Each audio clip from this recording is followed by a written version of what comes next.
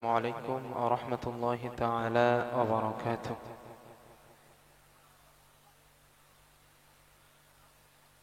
প্যান্ডেলের মধ্যে এখনো বসার জন্য জায়গা রয়েছে। আপনারা রাস্তায় কষ্ট করে না বসে প্যান্ডেলের ভিতরে এসে বসলে ভালো হয়। আলহামদুলিল্লাহ নাহমাদুহু ওয়া নাস্তাঈনুহু ওয়া নাস্তাগফিরুহু ওয়া নু'মিনু বিহি ওয়া নাতাওয়াক্কালু আলাইহি ونعوذ بالله من شرور أنفسنا ومن سيئات أعمالنا من يهده الله فلا مضل له ومن يضلله فلا هادي له ونشهد أن سيدنا وسندنا وحبيبنا وطبيبنا وطبيب أرواحنا محمدا عبد الله ورسوله هو الذي لا ضد له ولا ند له لا مثل له ولا مثيل له ولا كفيل له أحدا صمدا لم يلد ولم يولد ولم يكن له كفوا أحد أما بعد فقد قال الله تعالى في كلامه المجيد والفرقانه حميد أعوذ بالله من الشيطان الرجيم بسم الله الرحمن الرحيم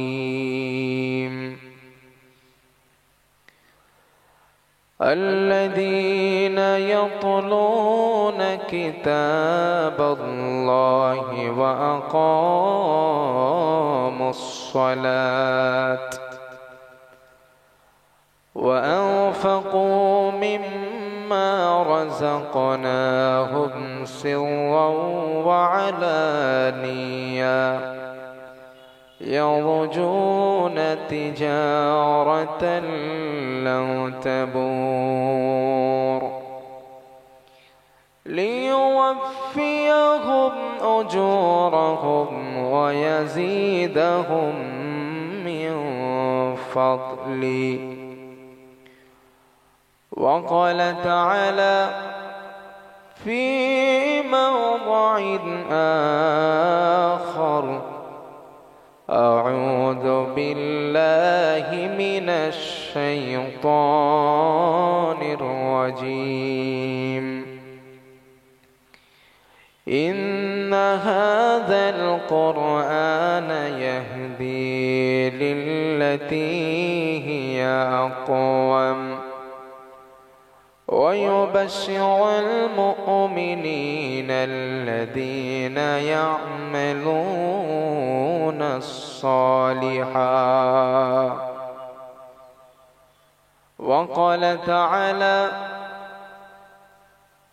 في موضع آخر أعوذ بالله من الشيطان الرجيم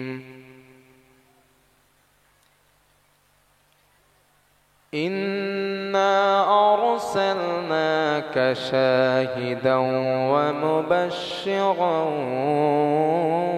ونذيرا وداعيا إلى الله بإذنه وسراجا منيرا. وقال رسول الله صلى الله عليه وسلم خيركم من تعلم القرآن وعلمه. وقال تعالى في شان حبيبه إن الله وملائكته يصلون على النبي يا أيها الذين آمنوا صلوا عليه وسلموا تسليما. اللهم صل على محمد وعلى آل محمد كما صليت على إبراهيم وعلى آل إبراهيم إنك حميد مجيد. اللهم بارك على محمد وعلى آل محمد كما باركت على إبراهيم وعلى آل إبراهيم إنك حميد مجيد. আলহামদুলিল্লাহ, আজ জলসার সম্মানিত নির্ধারিত শিক্ষিত সভাপতি সাহেব, সামনে বসে থাকা ইসলাম দরদি, কোরআন প্রেমিক, আল্লাহ তার রসুল প্রেমিক আমার আব্বাজান ও যুবক ভাইয়েরা, পর্দার আড়াল থেকে আমার কণ্ঠ শ্রবণকারিণী সম্মানিতা মা এবং বোনেরা, পার্শ্বস্থ গ্রাম থেকে আগত সম্মানীয় অতিথি সকল, তার সঙ্গে এই জলসার সম্মানিত যুবক কমিটি সাহেবানগণ, স্নেহভাজন ছোট ছোট বাচ্চারা, মাগরিবের পর থেকে এত সময় পর্যন্ত আপনারা বিভিন্ন আলেম ওলামাদের কাছ থেকে গুরুত্বপূর্ণ ওসিহাত নসিহাত মূলক তথ্য আপনারা শ্রবণ করেছেন। এখন আমি আপনাদের সামনে বসেছি, আল্লাহ সুবহানাহু ওয়া তাআলা যদি চান কোরআন এবং সুন্নাহকে সামনে রেখে কিছু কথা আলোচনা করব। ওমা তৌফিকি ইল্লা বিল্লাহ। রব্বি শরহ লি সদরি ওয়া ইয়াসসির লি আমরি ওয়াহলুল উকদাতাম মিন লিসানি ইয়াফকাহু কওলি। রব্বি জিদনি ইলমা রব্বি ইয়াসসির ওয়া লা তুআসসির ওয়া তাআম্মিম বিল খাইর। সুবহানাকা লা ইলমা লানা ইল্লা মা আল্লামতানা ইন্নাকা আনতাল আলিমুল হাকিম। সম্মানিত আমার আব্বাজান ও যুবক ভাইরা, আমরা আলোচনা শুরু করার পূর্বে সেই মহান গরিয়ান মরিয়ান সর্বশক্তিমান আল্লাহ রব্বুল ইজ্জাত ওয়াল জালালকে একটু কালিমাতুশ শুকর আদায় করি। উচ্চ আওয়াজে প্রাণ খুলে সকলে মিলে অন্তরের অন্তরস্থল থেকে হৃদয় নিংড়ানো ভালোবাসা নিয়ে বলিষ্ঠ কণ্ঠে এক বাক্যে আওয়াজ করে আমরা সকলে মিলে একবার বলি আলহামদুলিল্লাহ, আর একটাবার বলি আলহামদুলিল্লাহ। নবীজির প্রতি জানাই দরুদ পড়ি সাল্লাল্লাহু আলাইহি ওয়াসাল্লাম, সাল্লাল্লাহু আলাইহি ওয়াসাল্লাম। সম্মানিত আমার যুবক ভাই ও আমার আব্বাজানেরা, মাগরিবের পর থেকে এত সময় পর্যন্ত আপনারা কোন হুজুরের কাছ থেকে কি আলোচনা শুনেছেন আমি জানি না, তবে আমার পূর্বে আমারই বন্ধুবর হযরত মাওলানা আব্দুল্লাহ জুবাইর সাহেব দামাত বারকাতুহুল আলিয়া আপনাদের সামনে যে কথা বলছিলেন, আমি কিছুটা ওনার কথা আয়ত্ত করেছি। তার মধ্যে একটা ছিল কোরআনুল কারিমকে নিয়ে কিছু তথ্য দিয়েছেন এবং ইব্রাহিম আলাইহিস সালামের জীবন নিয়ে কিছু কথা বলেছেন, তাই না চাচাজি? এটা নিয়ে আপনাদের সামনে কথা বলেছেন।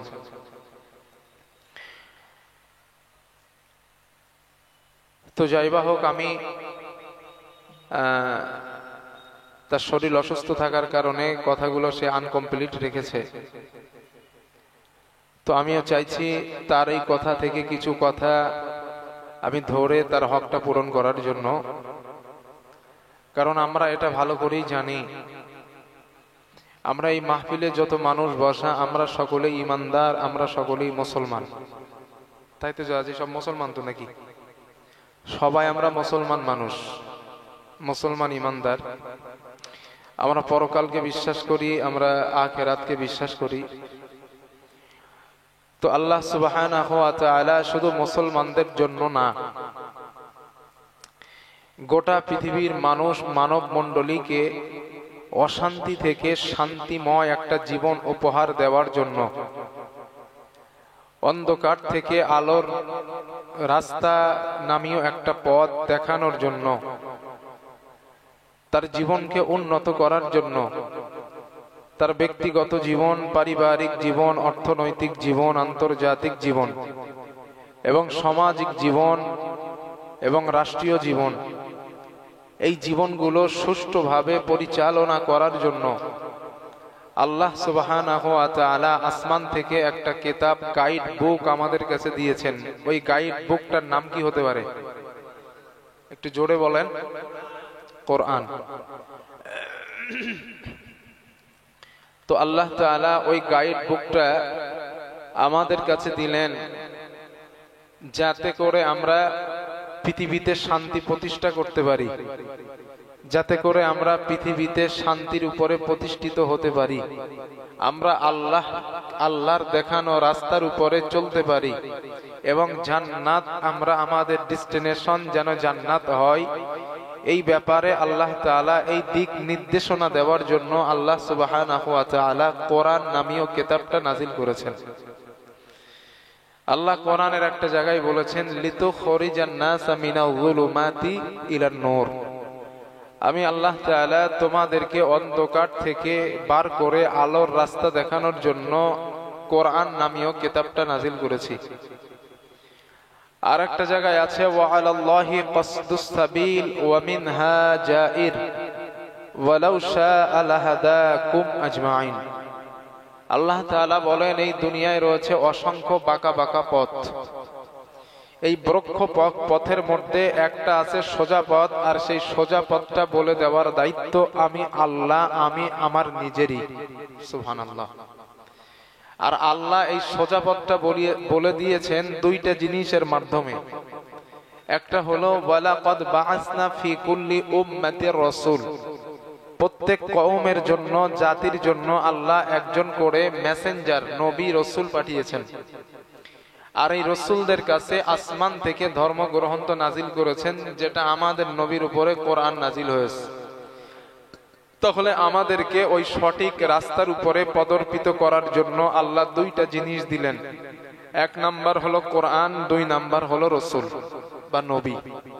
এই দুইটা জিনিসের মাধ্যমে আল্লাহ সুবহানাহু ওয়া তাআলা আমাদেরকে জান্নাতের দিক নির্দেশনা দিয়েছেন, শান্তির পথের কথা বলে দিয়েছেন, আধার থেকে আলোর পথের কথা বলেছেন, এবং যেখানে অশান্তি, যেখানে বর্বরতা, যেখানে হিংস্রতা, যেখানে কষ্টদায়ক বস্তু রয়েছে, সেখান থেকে আমাদের বার করে শান্তিময় একটা জীবন উপহার দেওয়ার জন্য আল্লাহ সুবহানাহু ওয়া তাআলা কোরআন এবং তার রাসূলকে আমাদের উপহার দিয়েছেন।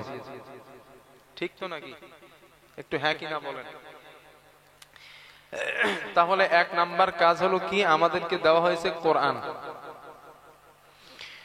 দুঃখের সঙ্গে কথাটা বলতে হয় যে এই যে সামনে শবে বরাতের মাস আসতেছে, রমজান মাস আসতেছে, যারা মোটামুটি একটু কোরআন পড়তে পারে, শবে বরাতের চাঁদ উঠলে হদ্দ কোরআন পড়ে। রমজান মাসে সওয়াব বেশি রমজান মাসে পড়ে। সারা বছর অধিকাংশ মানুষের কোরআনের সঙ্গে সম্পর্ক নেই। এই কথাটা চাচাজি বাস্তব না অবাস্তব? সারা বছর সম্পর্ক নেই। শবে বরাতের চাঁদ উঠে যে বাপ মরে গিয়েছিল, এবার জন্মের খতম পড় আর বাপের কবরে পৌঁছে দে।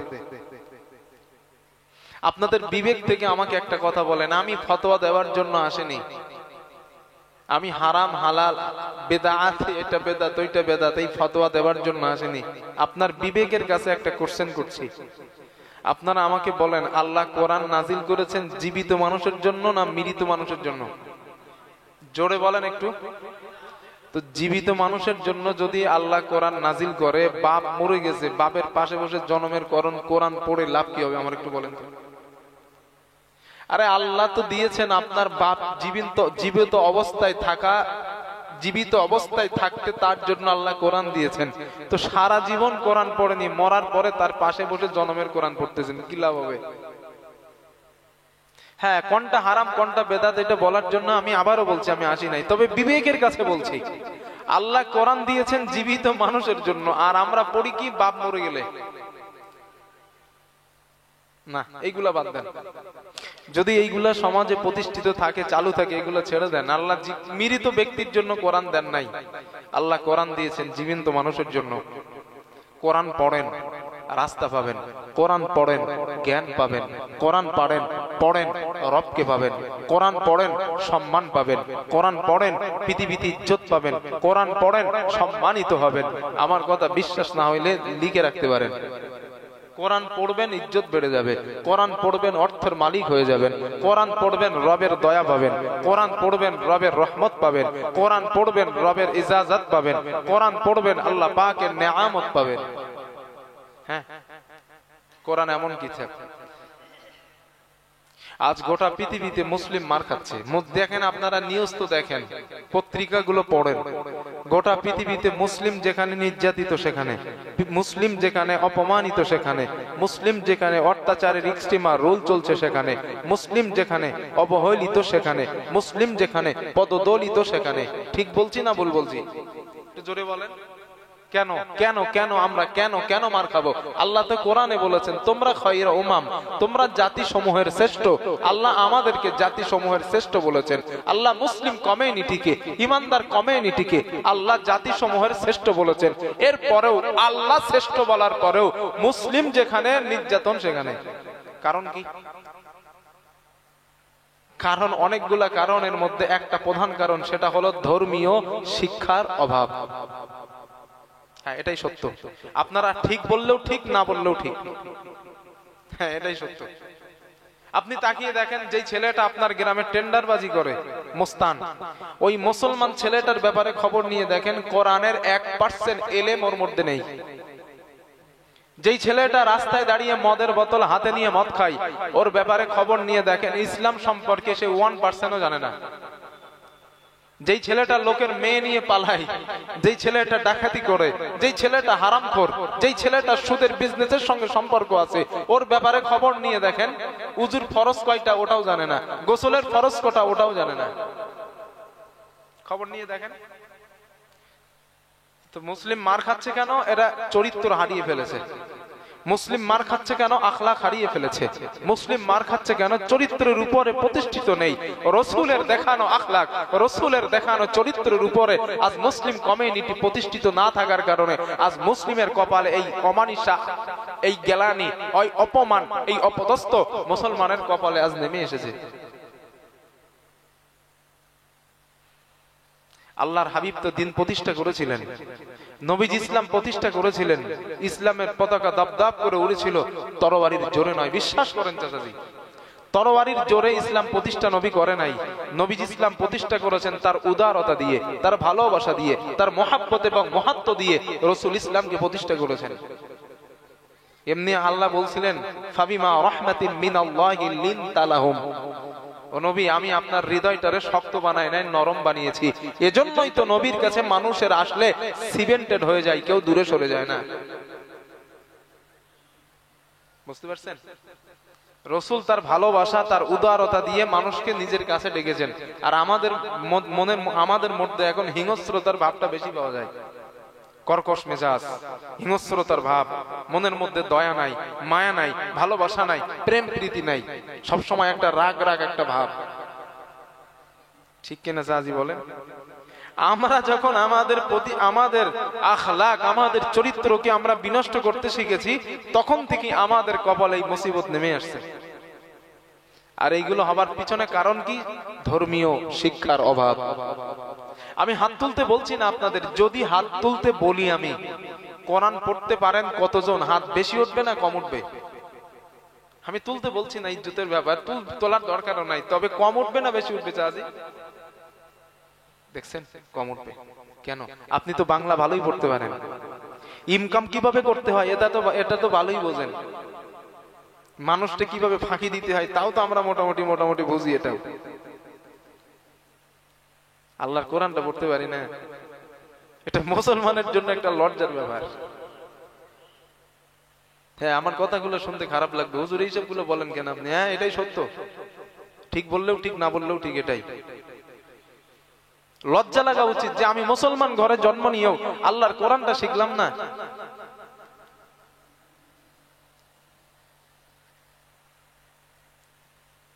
প্রিয় ভাইরা, পা দুটো বাড়িয়ে দেন, পা দুটো ধরে বলছি, আল্লাহ কি বস্তে যারা কোরআন জানেন না, চায়ের দোকানে বিকেল বেলা সময়টা নষ্ট না করে একটু মসজিদে মক্তবে হুজুরের কাছে যান, হুজুর আমি কোরআনটা জানি না, আমাকে একটু কোরআনটা শিখিয়ে দেন।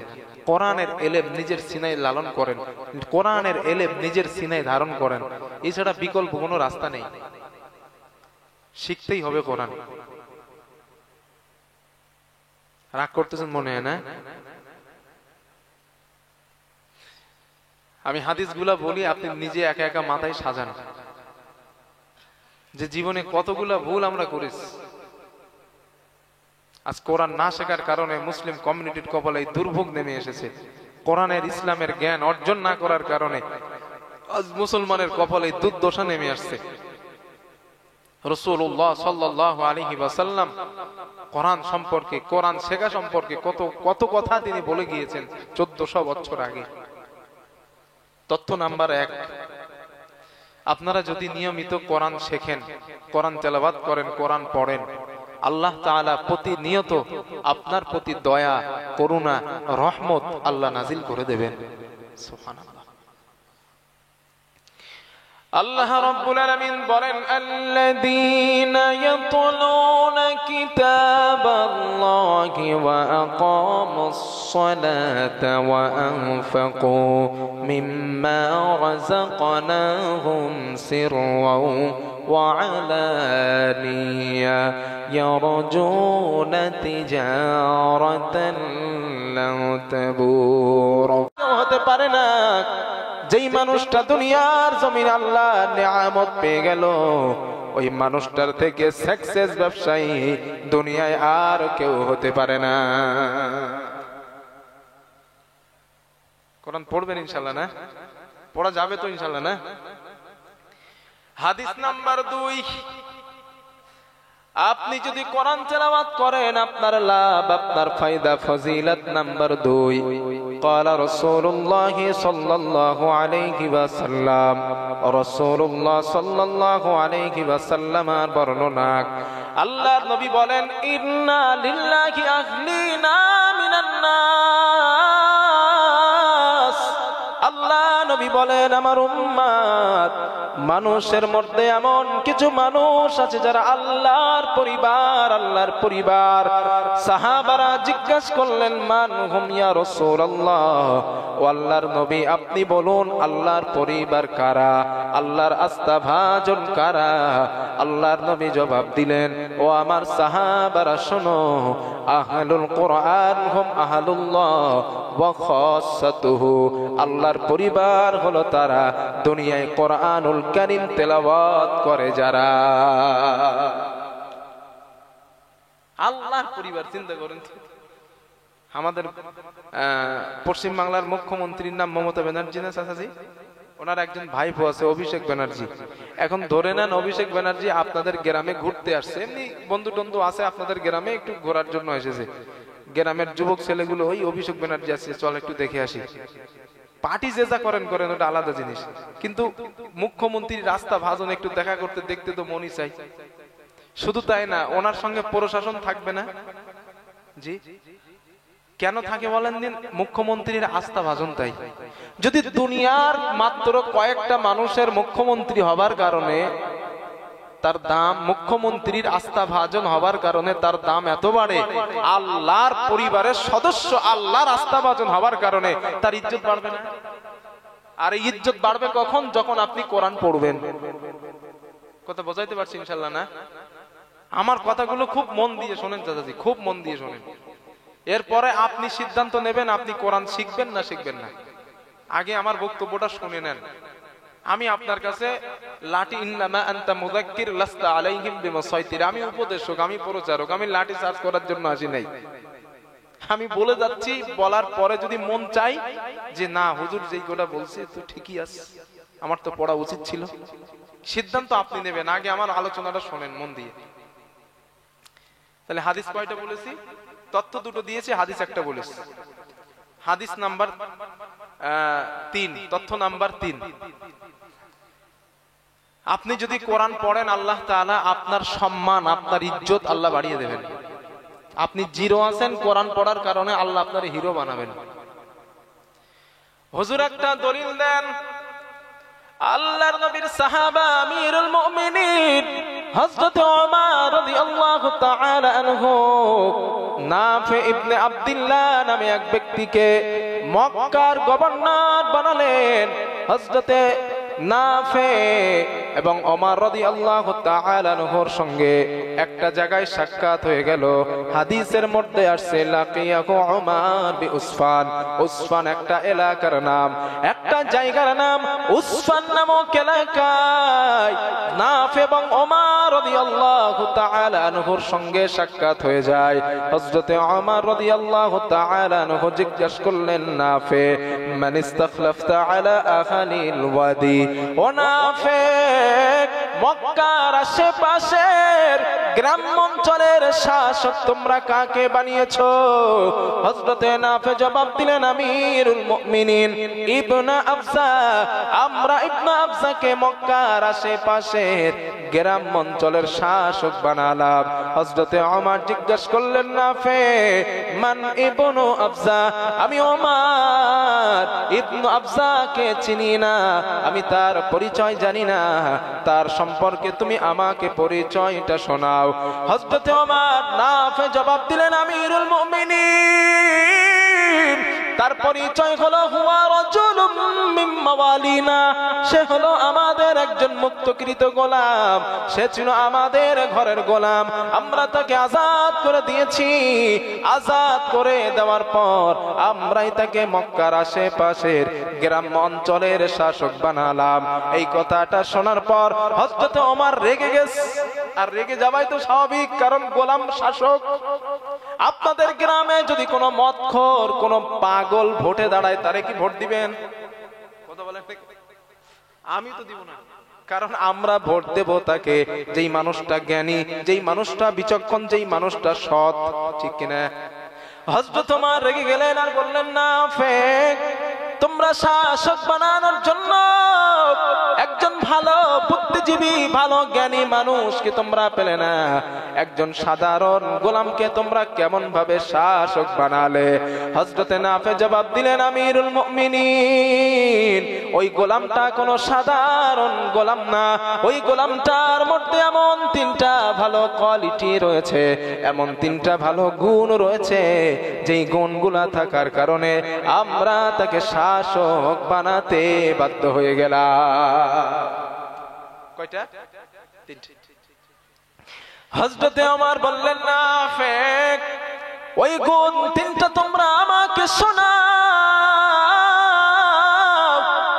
হযরতে নাফি জবাব দিলেন, আমিরুল মুমিনিন 1 নাম্বার কোয়ালিটি, 1 নাম্বার গুণ হলো ইন্নাহু লাকারিউল লিকিতাবিল্লাহ, ওই গোলামটা আল্লাহর কোরআনের বিশেষ অভিজ্ঞ ব্যক্তি। 2 নাম্বার আলিমুন বিল ফারাইজ, ওই গোলামটা ফারাইজ বিদ্যা বিদ্যায় বড় দক্ষ। 3 নাম্বার কাযিম, লোকটা বিচার জানে খুব ভালো। 1 নাম্বার কোরআনের বিদ্যায় দক্ষ, 2 নাম্বার ফরয়েজ বিদ্যায় দক্ষ, 3 নাম্বার বিচার জানে খুব ভালো। এই 3টা গুণ থাকার কারণে আমরা তাকে শাসক বানাতে বাধ্য হয়ে গেলাম। জোরে জোরে বলেন সুবহানাল্লাহ। এখন আপনারা আমারে বলেন, কোরআনের জ্ঞান থাকার কারণে গোলামের মর্যাদা বেড়েছে না বাড়ে নাই? জোরে বলেন। এবার নাফে আমাকে বলে, হুজুর এবার আপনি আমারে কি বলবেন বলেন? আগে তো আমারে দম দিচ্ছিলেন না, আগে তো দম দিতেছিলেন না, এখন কি বলবেন বলেন? হযরত ওমর রাদিয়াল্লাহু তাআলা আনহু বললেন, নাফে তোমার ব্যাপারে আমার কোনো মন্তব্য নাই, তবে একটাই মন্তব্য আমার। ইন্না নবিয়াকুম সাল্লাল্লাহু আলাইহি ওয়াসাল্লাম قال ان الله يرفع بهذا الكتاب اقواما ويدع به اخرين। মুনাফিক, আমরা রাসূলুল্লাহ সাল্লাল্লাহু আলাইহি ওয়াসাল্লাম কে বলতে শুনেছি, আল্লাহ নবী বলতেন এই কোরআনের মাধ্যমে আল্লাহ কারো সম্মান বাড়িয়ে দেন, আবার এই কোরআনের মাধ্যমে আল্লাহ কারোর সম্মান কমিয়ে দেন। এবার আপনারা বলেন, কোরআন পড়লে ইজ্জত বাড়বে না কমবে? কথা বলেন তো আল্লাহর রাস্তে। হ্যাঁ, একটু জোরে বলেন। আমার মাহফিলে যত সময় আছেন একটু কথা বলেন। আমি নেমে গেলে চুপচাপ হবেন, যাবেন জাপান হবেন, তবে আমি যত সময় আছি।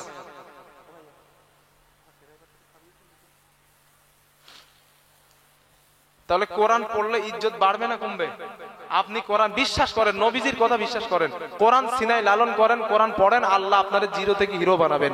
আর যদি কোরআন জীবনে না ধরেন, আপনি ছেড়ে দেন, কোরআনের সঙ্গে বিরোধিতা করেন, বিশ্বাস করেন আল্লাহ আপনার হিরো থেকে জিরো বানাবে। ওই বুশের মতো। বুশের কথা কেন বলছি আপনারা হয়তো কেউ দেখেছেন। বুশ যখন আমেরিকার প্রেসিডেন্ট ছিলেন, উনি পার্লামেন্টের মধ্যে কোরআনের বিরুদ্ধে একটা কথা বলে। একজন মুসলিম মিডিয়া ওখানে উপস্থিত ছিলেন, উনি পায়ের জুতো খুলে ছুঁড়ে বুশকে মেরেছিল। এটা দেখেছেন না? কে দেখেছেন? হাত তোলেন তো। ওই তো ভাই 2-3 জন দেখছে। আচ্ছা, সাক্ষী পেয়েছি আমি তো। আমি নিজে চোখে দেখেছি এটা মিডিয়াতে, দেখে তো আপনাদের বলছি। তো এই মারার কারণে ওই মুসলিম মিডিয়াটা অ্যারেস্ট হয়, রিমান্ডে যায়। রিমান্ড থেকে বার হয়ে দেখে যেই জুতো দিয়ে আমি বুশকে মেরেছিলাম, ওই জুতো কয়েক হাজার ডলারে মুসলমানেরা অকশন করে কিনে ফেলেছে। আপনারা চিন্তা করেন, যদি জুতো একটা নিকৃষ্ট বস্তু হওয়ার পরেও কোরআনের বিরুদ্ধচরণকারী ব্যক্তির গায়ে লাগার কারণে আল্লাহ ওই জুতোটার দাম বাড়ান, এই শ্রেষ্ঠ মখলুকাতের শ্রেষ্ঠ মখলুকাত মানুষ, এরা যদি কোরআন পড়ে আর কোরআনের কাছে আসে, আল্লাহ কি ওদের ইজ্জত বাড়াবেন না? নিশ্চিত বাড়াবেন, নিশ্চিত বাড়াবেন। কিন্তু মানুষ বিশ্বাস করে না, এটা মনে করে কাগজের লিপিবদ্ধ একটা কোরআন। আমি একটা কিতাবে দেখেছি, তিনি বলছেন, আমার কিতাবটার নাম মনে নেই, তিনি বলছেন তোমরা যখন কোরআন তেলাওয়াত করবা মনে করবা তোমরা আল্লাহর সাথে কথা বলছো, কারণ কোরআনের প্রত্যেকটা কথা কার? আল্লাহর। এই জন্য তিনি লিখেছেন, আরো চমৎকার লিখেছেন উনি, যে তোমরা যখন আল্লাহর সাথে কথা বলবা, কোরআন পড়বা, তখন মনে করবা আল্লাহর সাথে কথা বলছো। উনি এক পর্যায়ে লিখেছেন, তোমার রব তোমার সাথে কথা বলতে বলতে তোমার রব ক্লান্ত হবে না, কিন্তু তুমি রবের সাথে কথা বলতে বলতে তুমি ক্লান্ত হয়ে যাবে। তিনি খুব সুন্দর করে লিখেছেন, কারণ কোরআনটা আমার আল্লাহর কিতাব, আমার আল্লাহর কথা, প্রত্যেকটা বাক্য, প্রত্যেকটা সেন্টেন্স আমার আল্লাহর, আমার আল্লাহর, আমার আল্লাহর। এই জন্য যখন কোরআন পড়বেন মনে করবেন আপনি আল্লাহর সাথে কথা বলতেছেন।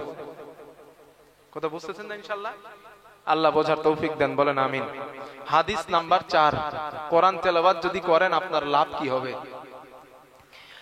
আল্লাহর নবী বলেন, ক্বালা রাসূলুল্লাহ সাল্লাল্লাহু আলাইহি ওয়াসাল্লাম, রাসূলুল্লাহ সাল্লাল্লাহু আলাইহি ওয়াসাল্লামের বর্ণনা।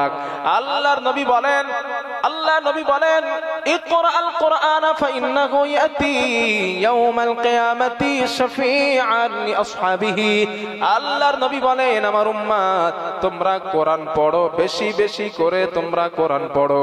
কেননা কোরআন কিয়ামতের দিন মানুষের জন্য আল্লাহর কাছে সুপারিশের কান্ডার হয়ে দাঁড়িয়ে যাবে। এরপরে আল্লাহর নবী বলেন, ও আমার উম্মাত, ইকরাউ যাহরাইন, তোমরা এই কোরআনের দুইটা উজ্জ্বলতম সূরা বেশি বেশি করে পড়বা।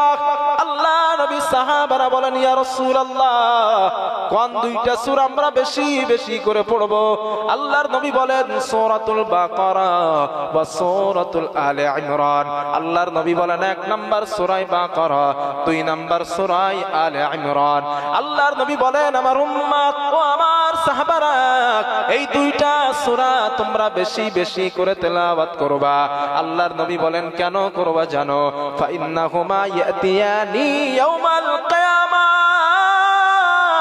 কান্নাহুমা গামামাতান।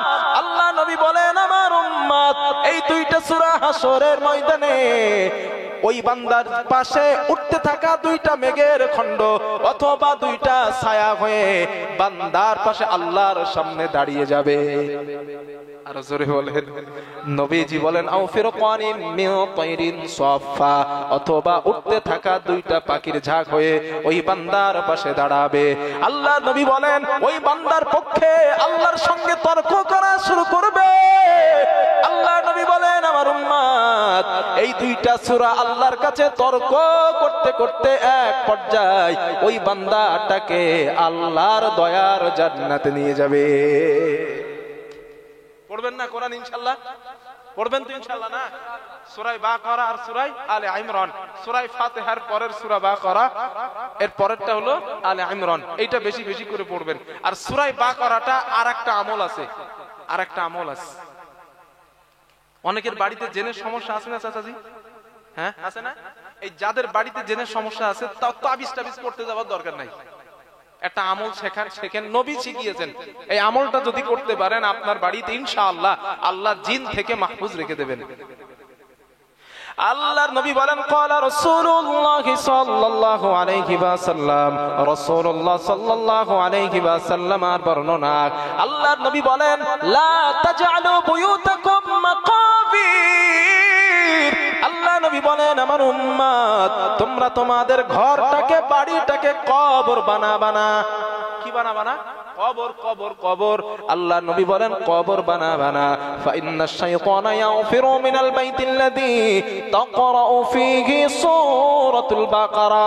আল্লাহ নবী বলেন, যেই ঘরে সূরা বাকারা তেলাওয়াত করা হয়, ওই ঘর থেকে শয়তান চিরতরের জন্য পালিয়ে যায়। খবিস দিন, খবিস জিন, শয়তানগুলা ওই বাড়িতে থাকে না। যেই বাড়িতে কোন সূরা পড়া হয়, জোরে বলেন, পড়া যাবে তো ইনশাআল্লাহ না? আর যদি এই আমল করতে চান, কোরআন শেখা লাগবে। যদি বলেন, হুজুর না, বাংলায় পড়ে মেরে দেবো, পাইকুড়ি ধরে মেরে দেবো, বিশ্বাস করেন, বাংলায় উচ্চারণ করে কোরআন পড়লে একটাও স্বভাব পাইবেন না, সব বেকার হয়ে যাবে। হ্যাঁ, চেষ্টা করছেন না, চেষ্টা করতেছেন আর বাংলায় পড়তেছেন, এটা আলাদা জিনিস। কিন্তু চেষ্টা না করে পাইকুড়ি ধরে মারার ইচ্ছাই বাংলা জনমের পড়া পড়তেছেন, একটাও সহি হচ্ছে না। বিশ্বাস করেন, এই পড়া পড়ে কোনো লাভ নাই। হ্যাঁ, এখানে ওলামায়ে কেরাম তো অনেক আছেন, জিজ্ঞেস করেন। প্রত্যেকটা অক্ষরের আলাদা আলাদা এক একটা উচ্চারণ আছে না? একটা আছে সিন, একটা আছে শিন, একটা আছে সাদ, একটা আছে ওয়াদ। এক একটা আলাদা অক্ষরের বর্ণমালার এক একটা আলাদা আলাদা উচ্চারণ আছে না নেই? এখন আপনি যদি বাংলায় পড়েন, ওই অক্ষরের মাখরাজ কি কমপ্লিট দিতে পারবেন? প্রত্যেকটা অক্ষরের যে আলাদা আলাদা মাখরাজ আছে, ওই মাখরাজ আপনি কমপ্লিট দিতে পারবেন না। টান টন মাখরাজ গুন্না একদম কিচ্ছু বোঝেন না আপনি। বাংলায় লেখা আছে আলহামদুলিল্লাহ রাব্বিল আলামিন, এখন কোনটা ছোট হা, কোনটা বড় হা, কখন আলামিন আইন আসে, কখন কথায় আলিফ আসে, এইগুলা কি বাংলায় আছে? কথা বলেন না কেন? সব যদি আইনে হয়, তাহলে আলিফ হবার দরকার কি ছিল? সব যদি আলিফই হয়, আইন হবার কি দরকার ছিল? ঠিক তো নাকি? এই জন্য বলছি না, এই চিন্তা ভাবনা বাদ দেন। বাংলায় যারা পড়েন, চেষ্টা করেন, ইমাম সাহেবের কাছে যান, মক্তবের হুজুরের কাছে যান, যে হুজুর আমি কোরআন জানি না, আমারে কোরআন শেখান। আমি বিরুদ্ধ হয়েছি, তো সমস্যা কি? কথা বুঝতেছেন ইনশাআল্লাহ না? আর আমাদের বাড়িতে এইটা, আমাদের পশ্চিম বাংলা একটা খেসলাত তৈরি হয়ে গেছে। ওই মানুষ মরে যাবার পরে মহিলারা ওই মৃত ব্যক্তির পাশে বসে জন্মের কোরআন শরীফ পড়ে, খতম পড়ে। বিশ্বাস করেন ভাই, মহিলারা যে কোরআন পড়ে, আমি নিজেও তো মহিলাদের তেলাওয়াত শুনেছি। ফেরেশতারা চিন্তা করে, আল্লাহ নেকি লিখবো না সওয়াব লিখবো? ঠিক না হুজুর? কারণ ওরা যে তেলাওয়াত করে আমি নিজে শুনেছি, হাসবো না কানবো নিজেই ঠিক পাই না। না আর মহিলাদেরকে মৃত ব্যক্তির পাশে পড়তে দেন কেন? এগুলো এগুলো কোথায় পাইছেন আপনারা? হ্যাঁ, এখানে ওলামায়ে কেরাম আছেন, ইবনে কাসিরের হাদিসটা আছে। রাসূল সাল্লাল্লাহু আলাইহি ওয়াসাল্লাম বলেছেন, যখন মুমিন বান্দার ইন্তেকালের সময় হয়, আসমান থেকে রহমতের ফেরেশতারা জমিনে নাজিল হয় জান্নাতের কাফন নিয়ে আর মেশক আম্বার নিয়ে। তার চোখের দৃষ্টি যতদূর যায় ওই রহমতের ফেরেশতারা বিস্তার করে বসে থাকে। এখন আপনারা বলেন, যেখানে বাপ মরে যাচ্ছে, এখন মহিলা তার মেয়ে ওখানে আছে, কান্নাকাটি করতেছে, মাথায় কাপড় নাই, পিঠে কাপড় নাই, পেট দেখা যায়, পিঠ দেখা যায়, রহমতের ফেরেশতারা থাকবে কি করে? বিবেক কি বলে আপনাদের? হ্যাঁ, এই জন্য না, এইগুলা করবেন না আপনার। হ্যাঁ, তার যদি ইচ্ছা হয় যে না আমার বাপ মরে গেছে, আমি কোরআন পড়বো, কোরআন পড়া ভালো জিনিস, তুই কোরআন পড়বি, ওই ঘরের মধ্যে গিয়ে পড়, সমস্যা নেই। কথা বুঝাইতে পারছি? যদি তোর কোরআন ইচ্ছাই হয় যে না কোরআন ভালো জিনিস, কোরআন তেলাওয়াত করব আমি, তোর ইচ্ছাই হয় ঘরের মধ্যে গিয়ে পড়, বাপের পাশে বসে পড়ার সুযোগ নাই। কারণ আমার মৃত বাবাকে দেখার জন্য অনেক মানুষ আসছে, তারা তোকে দেখবে, তোর মাথার চুল দেখা যাবে, তোর হাতের কবজি থেকে এইগুলো দেখা যাবে না। এটা আমার ইসলাম আমাকে অনুমতি দেয় নাই, আমি তোকে দিতে পারবো না। রাজি আছেন না এগুলো করতে? ইনশাআল্লাহ আল্লাহ কবুল করেন। এই সবগুলো হ্যাঁ অতীত হয়ে গেছে, আমার বাপ দাদা করছে, হ্যাঁ বাপ দাদা করতেই পারে, বাপ দাদার নাম ইসলাম না, বাপদাদার নাম ইসলাম না, ইসলামের নাম কোরআন, ইসলামের নাম সুন্নাহ। বাপদাদার তো ইসলাম না, বাপদাদার আমলে ছিল তো, সমস্যা কি? থাকতেই পারে, রাগ করলেও কিছু করার না, ঠিক বললেও ঠিক, না বললেও ঠিক। আপনাদের দিকে আছে কিনা জানি না, আমার বসিরহাটের এলাকায় এটা বহুত আছে। আমি হদ্দবলা বলি যে এটার ব্যাপারে বিরুদ্ধে, আর চোখের সামনে পড়লি তো ছেড়ে দিই না। এইসবগুলো বন্ধ করতে হবে। তাহলে আমরা বাড়িতে সূরা বাকারা পড়বো ইনশাআল্লাহ, না? রাজি আছি তো ইনশাআল্লাহ? আল্লাহ কবুল করেন, বলেন আমিন। হাদিস কয়টা বলেছি? 5টা না? হাদিস নাম্বার 6। আল্লাহর নবী বলেন, ক্বালা রাসূলুল্লাহ সাল্লাল্লাহু আলাইহি ওয়াসাল্লাম, রাসূলুল্লাহ সাল্লাল্লাহু আলাইহি ওয়াসাল্লামের বর্ণনা। আল্লাহর নবী বলেন, নবীজি বলেন, মাসালুল মুমিনিল্লাযী ইয়াকরাউল কুরআন। আল্লাহ নবী বলেন, আমার যেই মুমিন উম্মত নিয়মিত কোরআন তেলাওয়াত করবে, আল্লাহর নবী বলেন আল্লাহর কাছে তার দৃষ্টান্ত কেমন তোমরা জানো? সাহাবারা বললেন, হুজুর কেমন? আল্লাহর নবী বলেন, কামাসালিল উতুরুজ্জা, মিষ্টি কমলা লেবুর মতো মিষ্টি কমলা। কমলা লেবু তো চেনেন? নবীজি কমলার কথা কেন বললেন? আল্লাহর হাবিব বলেন, রিহুহা তাইয়িবুন ওয়া তা'মুহা তাইয়িবুন, যেই কমলার স্বাদ অনেক মিষ্টি, যেই কমলার ঘ্রাণ অনেক সুন্দর। আল্লাহ নবী বলেন, আমার উম্মত যেই ঈমানদার, যেই মুসলমান নিয়মিত কোরআন তেলাওয়াত করবে, আল্লাহর কাছে তার দৃষ্টান্ত হলো মিষ্টি কমলা লেবুর মতো, যার ঘ্রাণও হয়ে যায়, যার স্বাদও হয়ে যায়। এরপরে আল্লাহর নবী বলেন, ওয়া মাসালুল মুমিনিল্লাযী লা ইয়াকরাউল কুরআন, যেই ইমানদার, যেই মুসলমান, যেই মুত্তাকি নিয়মিত কোরআন তেলাওয়াত করে না, আল্লাহর নবী বলেন তার দৃষ্টান্ত হলো কামাসালিত তামরা, খেজুরের মতো। খেজুর তো চেনেন? নবীজি খেজুরের কথা কেন বললেন? আল্লাহর হাবিব বলেন, খেজুরের স্বাদ আছে কিন্তু ঘ্রাণ নাই। খেজুর খাইতে স্বাদ লাগে কিন্তু খেজুরের কোনো ঘ্রাণ নেই।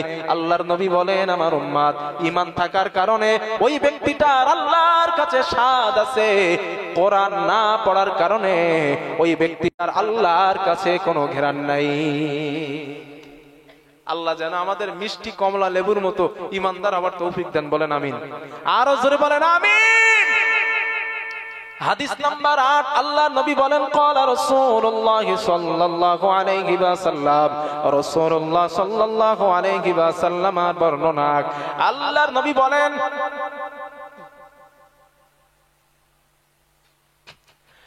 নবীজি বলেন, ফাওয়াল্লাযী নাফসু মুহাম্মাদিন বিয়াদিক, যেই সত্তার হাতে, যেই আল্লাহর হাতে আমি নবী মুহাম্মাদের প্রাণ, ওই আল্লাহর নামের কসম করে বলছি, কসম করে বলছি, মা মিন মুতাআল্লিমিন ইখতালিফু ইলা বাবি আলিমিন।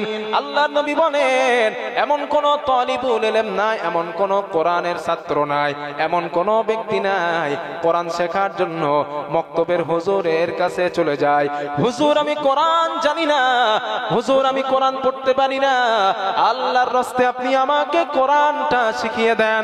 আল্লাহ নবী বলেন এখনো নিয়মিত ছাত্র হতে পারে নাই, ওস্তাদের কাছে আসে আর যায়, হুজুর আমাকে কোরআনটা শেখান।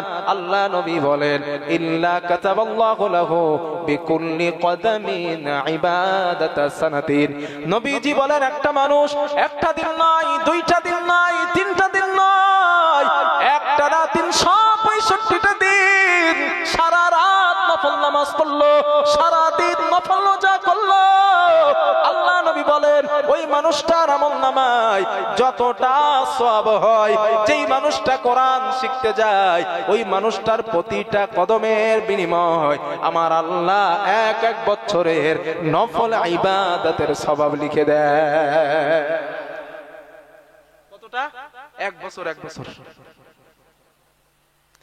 আল্লাহর নবী বলেন 2 নাম্বার ওয়াতাস্তাগফিরু লাহু মা ফিল আরদ, জমিনে যারা বিচরণ করে, গাছের পাখিগুলা, সমুদ্রের মাছগুলা পর্যন্ত, আপনাদের বাড়িতে যে গৃহপালিত পশুগুলা, হাঁস মুরগিগুলো আপনারা লালিত পালিত করেন, আল্লাহর নবী বলেন সাহাবারা ওই ওই ওই প্রাণীগুলা পর্যন্ত ওই কোরআন শিখতে যাওয়া ব্যক্তির জন্য আল্লাহর কাছে ক্ষমা চায়, আল্লাহর কাছে মাপ চায়। আল্লাহর নবী বলেন ওয়ায়ুমসি ওয়াসবিহু মাগফুরাল্লাহ, সকাল আর সন্ধ্যা ওই কোরআন শিখতে যাওয়া ব্যক্তিদের আমলনামা পরিষ্কার করে দেওয়া হয়, আমার আল্লাহ ওদের গুনাহগুলো মাফ করে দেয়, গুনাহ মাফ হয়ে যায়। এই কথাগুলো আমার বাপের না নবী বলেছেন? একটু জোরে বলেন। রাসূল বলেছেন মানে কথাগুলোকে মিথ্যা না সত্য? সত্য তো, তাহলে শিখবেন তো কোরআন ইনশাআল্লাহ।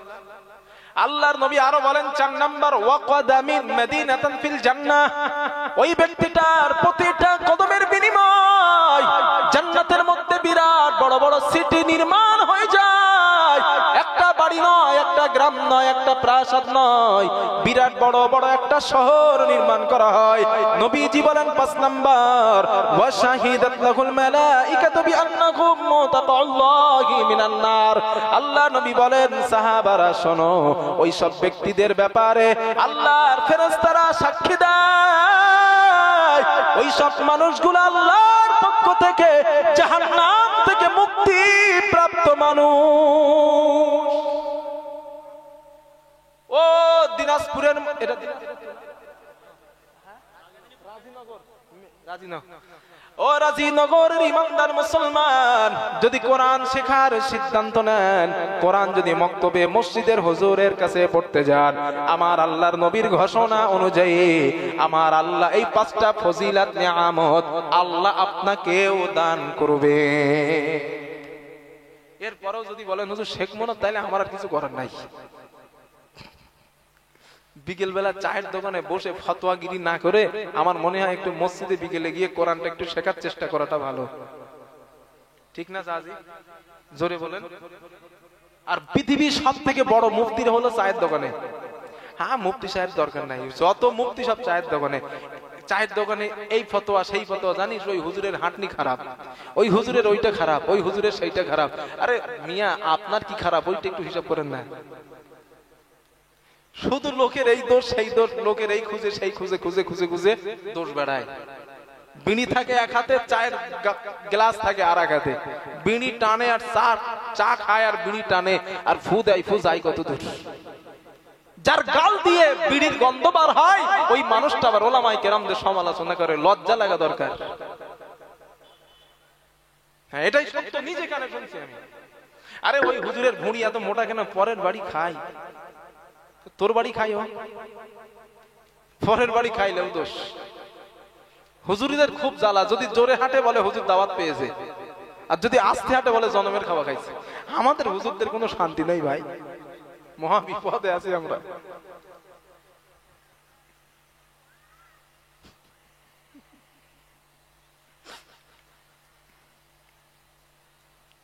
আপনি লোকের সমালোচনা করে করে আপনার রবের দেওয়া সব থেকে মূল্যবান সম্পদ সময়, ওই সময়টাকে আপনি বিনষ্ট করতেছেন অন্যের সমালোচনা করতে করতে।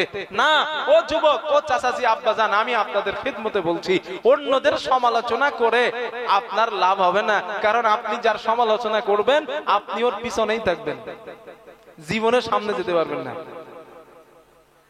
পারবেন?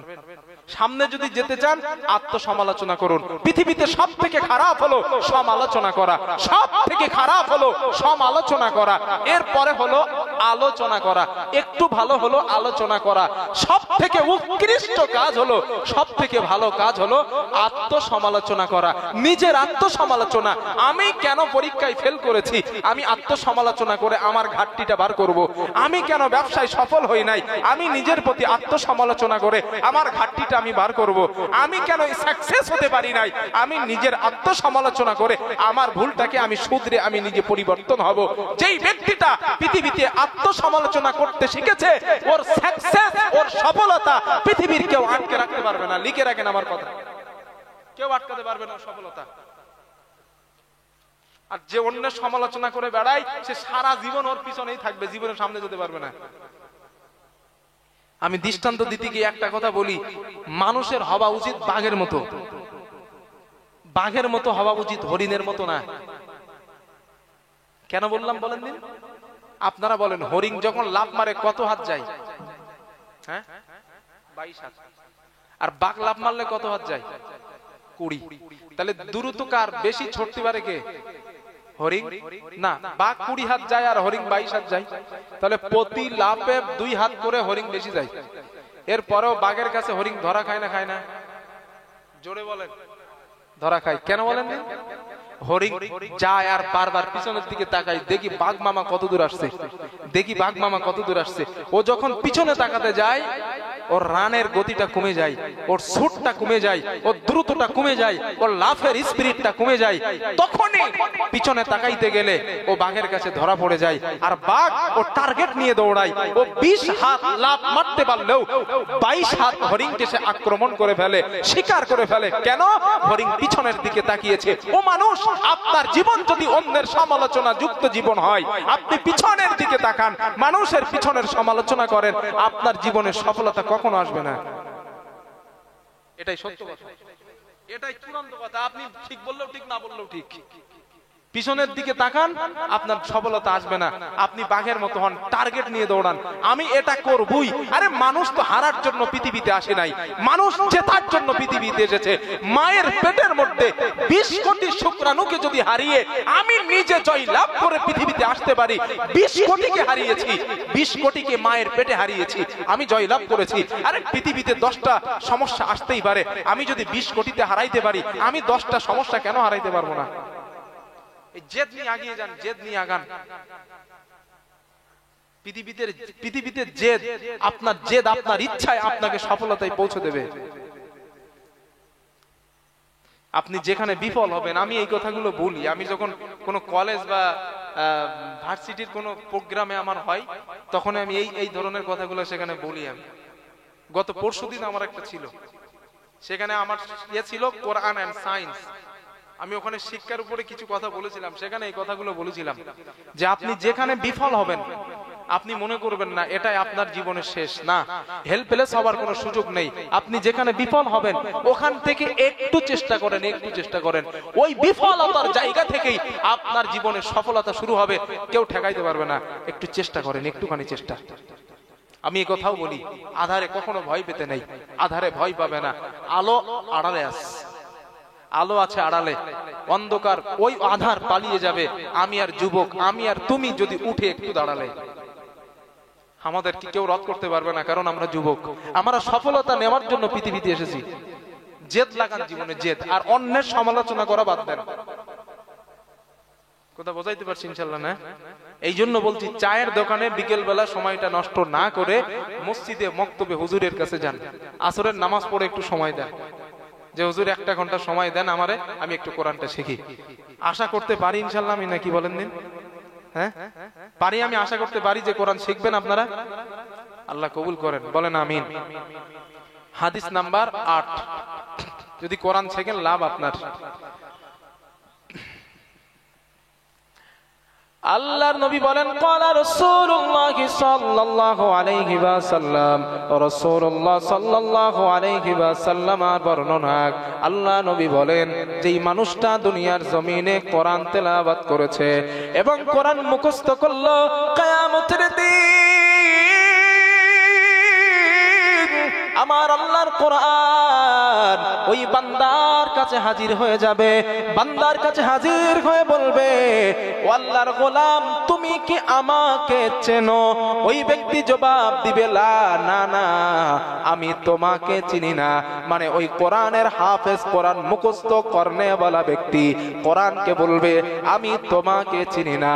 আল্লাহর নবী বলেন, কোরআন জবাব দিবে, আনা সাহিবুল কোরআন, আমি তোমার দুনিয়ার সাথী আল কোরআন আল্লাযী আসবাহতুকা ফিল হাওয়াজির। রমজান মাসে দিনের বেলা আমি কোরআন তোমাকে খেতে দিই নাই, ওয়া আসহারতু লাইলাতাক, রাতের বেলা তোমাকে ঘুমাতে দেই নাই। মানে রমজান মাসে আমাকে আমার হুকুমে রোজা রেখেছিলে, রাতের বেলা আমাকে রাত জেগে জেগে আমাকে তেলাওয়াত করেছিলে। আল্লাহর নবী বলেন, ফায়ুতাল মুলকু বিয়ামিনিহি, হাফেজে কোরআনের ডান হাতে আল্লাহ কিয়ামতের দিন জান্নাতের বাদশাহী তুলে দিবে। ওয়াল খুলদা বিয়াসারিহি, হাফেজে কোরআনের বাম হাতে আল্লাহ চিরস্থায়ী জান্নাতে বসবাসের সার্টিফিকেট দিয়ে দিবেন। জান্নাতের বাদশাহী, বাম হাতে সার্টিফিকেট। আল্লাহর নবী বলেন, শুধু তাই নয়, ওয়ায়ুদু আলা রাসিহি তাজুর ওয়াকার।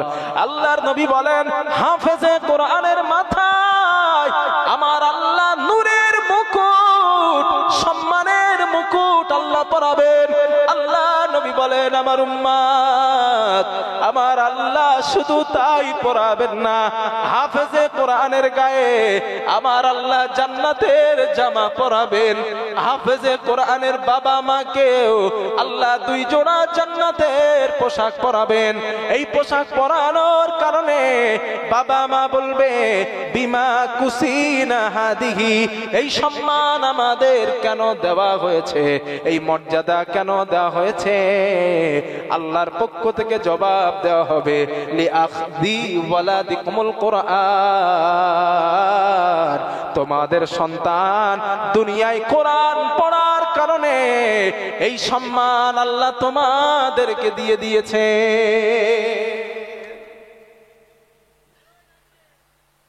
নিজেরাও শেখেন, সন্তানরা একটু শেখান। রাজি আছেন তো ইনশাআল্লাহ? না, আমি যখন হাফেজ হই তখন আমার বয়স 14.5 বছর। 14.5 বছর যখন আমার বয়স, তখন হাফেজ হই। যেদিন আমার মাথায় হুজুরেরা পাগড়ি দিচ্ছে, ওই দিন পাগড়ি পরাচ্ছে, আর আমার যেন এরকম মনে হচ্ছে, এখানে তো ওলামায়ে কেরাম আছে, মনে হচ্ছে আমার মতন সুখী দুনিয়ায় আজ আর কেউ নেই। হ্যাঁ, এত আনন্দ সেদিন হয়েছিল। কেন? ছোট মানুষ, হাজারো মানুষ সামনে, তাদের সামনে হুজুর আমার মাথায় পাগড়ি দিচ্ছে, কেরাম আনন্দ হবে বলেন দিন চাচাজি?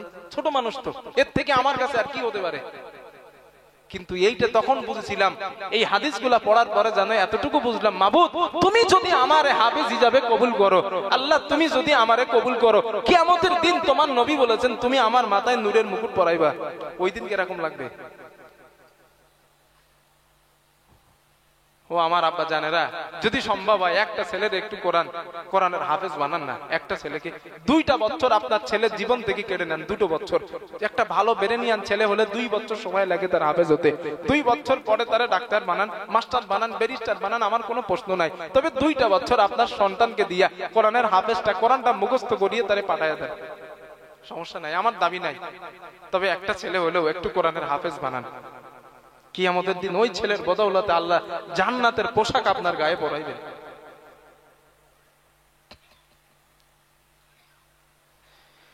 শুধু তাই নয়, যদি আপনার ছেলে কোরআনের হাফেজ হয় আরো উপকার কি। আল্লাহর নবী বলেন, ক্বালা রাসূলুল্লাহ সাল্লাল্লাহু আলাইহি ওয়াসাল্লাম, রাসূলুল্লাহ সাল্লাল্লাহু আলাইহি ওয়াসাল্লামের বর্ণনা, আল্লাহ নবী বলেন, ইকরা মান ক্বারাআল কুরআনা ফাস্তাযহারাহু ফাহাল্লা হালালাহু ওয়া হাররামা হারামাহু আদখালাহুল্লাহুল জান্নাহ।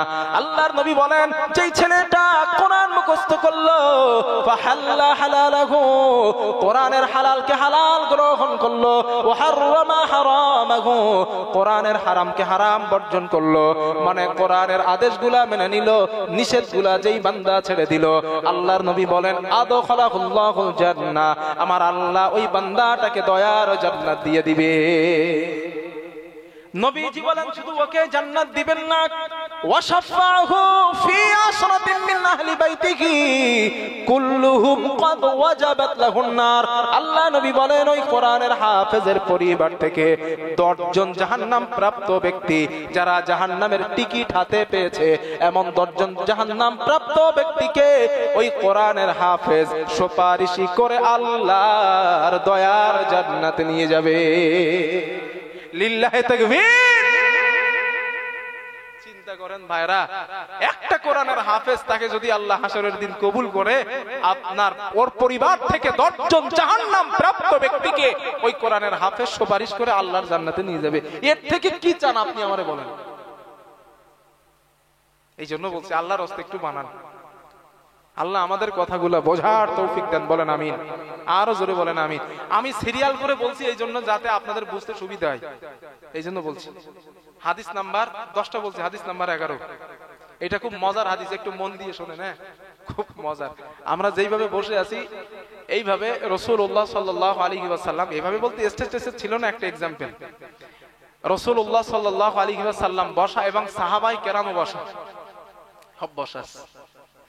এমত অবস্থায় একজন মহিলা সামনের দিক থেকে নবীজির কাছে আসলেন, রাসূলের কাছে আসলেন। আসার পরে বলেন, আহবাবতু লাকা নাফসি ইয়া রাসূলুল্লাহ, ও আল্লাহর নবী, আমি নিজেকে আপনার কাছে হিবা করে দিতে চাই, মানে আমি আপনারে বিয়ে করতে চাই। খুব মন দিয়ে শোনেন, হাদিসটা একটু মজার হাদিস। তো যখন নবীজিকে বিয়ের প্রস্তাব দিয়েছে, আল্লাহর হাবিবের লজ্জা করবে না? ওখানে করাই তো স্বাভাবিক, সাহাবারা সামনে বসে আছে। এখন ধরে নেন হুজুরের বলি, হুজুর আমার বয়সের মতো আছে, দাড়িটারে এখনো পাকে না, এই তো হুজুরের তো একটু পেকে গেছে। এখন হুজুরের ধরেন কোনো মেয়ে মহিলা এসে বলছে, হুজুর আমার আপনার খুব পছন্দ, আমি আপনারে বিয়ে করতে চাই, এখানে প্রস্তাব দিয়েছে, হুজুরের কি লজ্জা লাগবে না? কথা বলেন, লাগাই স্বাভাবিক। হাদিসে এটাই আছে, নবীজির কাছে এসে যখন নারীটা বললেন, আহবাবতু লাকা নাফসি ইয়া রাসূলুল্লাহ, হুজুর আমি নিজেকে আপনার কাছে হিবা করতে চাই, মানে আমি আপনারে বিয়ে করতে চাই, তখন নবী মাথাটা নিচু করে নিলেন লজ্জায়, সাহাবারা সামনে বসা, আর এখানে বিয়ের প্রস্তাব দেয়।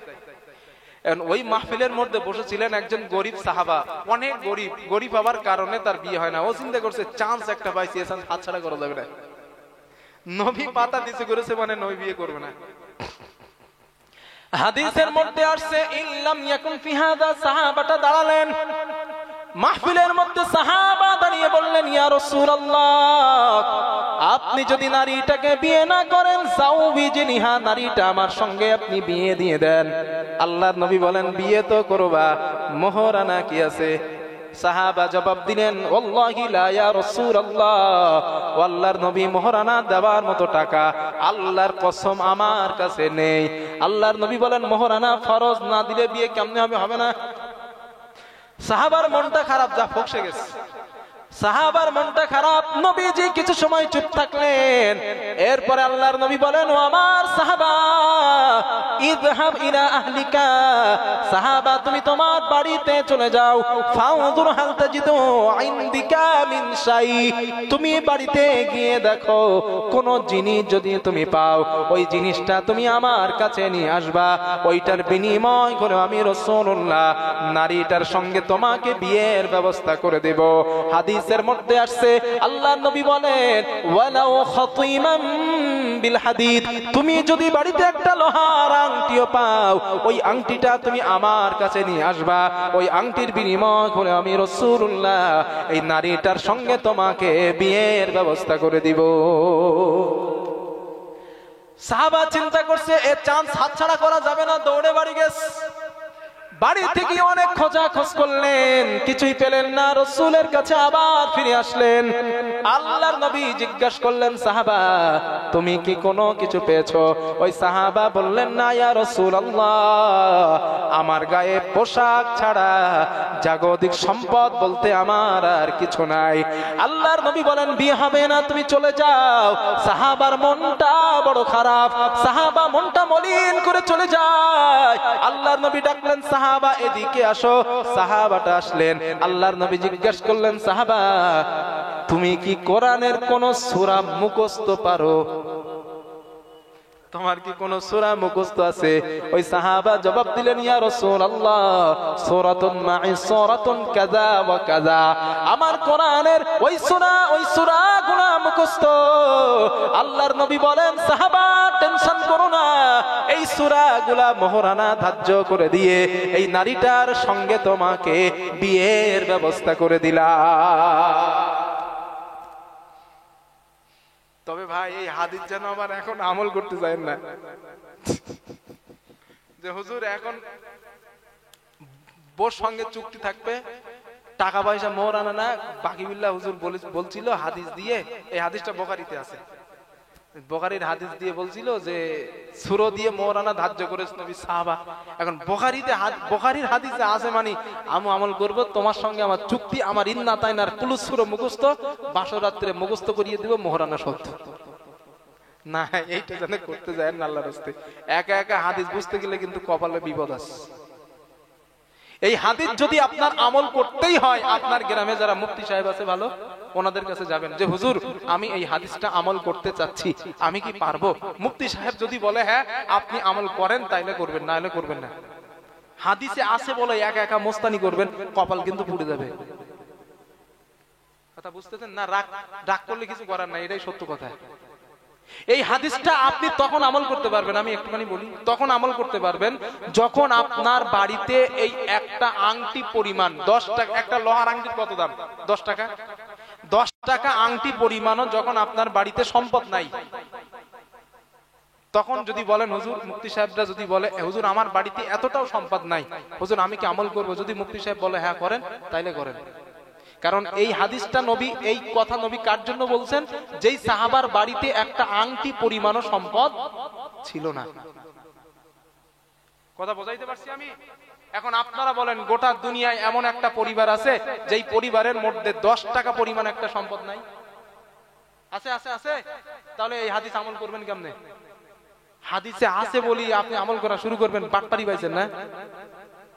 আরে হাদিসের মধ্যে তো রয়েছে রাসূলুল্লাহ সাল্লাল্লাহু আলাইহি ওয়াসাল্লাম মাঝে মাঝে নবীজি তাহাজ্জুদের নামাজ পড়ে কাইলুলা করে ঘুমিয়ে পড়তেন।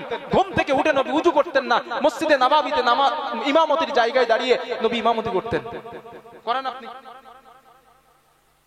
এটা হাদিস আছে, এটা উলামায়ে কেরাম ভর্তি, জিজ্ঞেস করেন আমি ভুল বলছি না ঠিক বলছি? রাসূলুল্লাহ সাল্লাল্লাহু আলাইহি ওয়াসাল্লামকে জিজ্ঞাসা করা হয়েছে, হুজুর আপনি আমাদেরকে আদেশ দিয়েছেন আমরা যখন ঘুমাবো আমরা ঘুম থেকে উযু করে যেন না, উযু না করে নামাজে না যাই, কারণ আমরা ঘুমাইলে উযু কেটে যাবে, উযু নষ্ট হয়। আর আপনাকে দেখছি আপনি মাঝে মাঝে ঘুম থেকে উঠেন কিন্তু উযু না করেই নামাজে যান, কারণ কি? শুধু মিসওয়াক করলেন, কুলি করলেন, চলে গেলেন। নবীজি বলেন, সাহাবারা শোনো, আমি নবী যখন ঘুমাই আমার চক্ষু ঘুমায়, জিসম ঘুমায়, আমি নবীর অন্তর ঘুমায় না।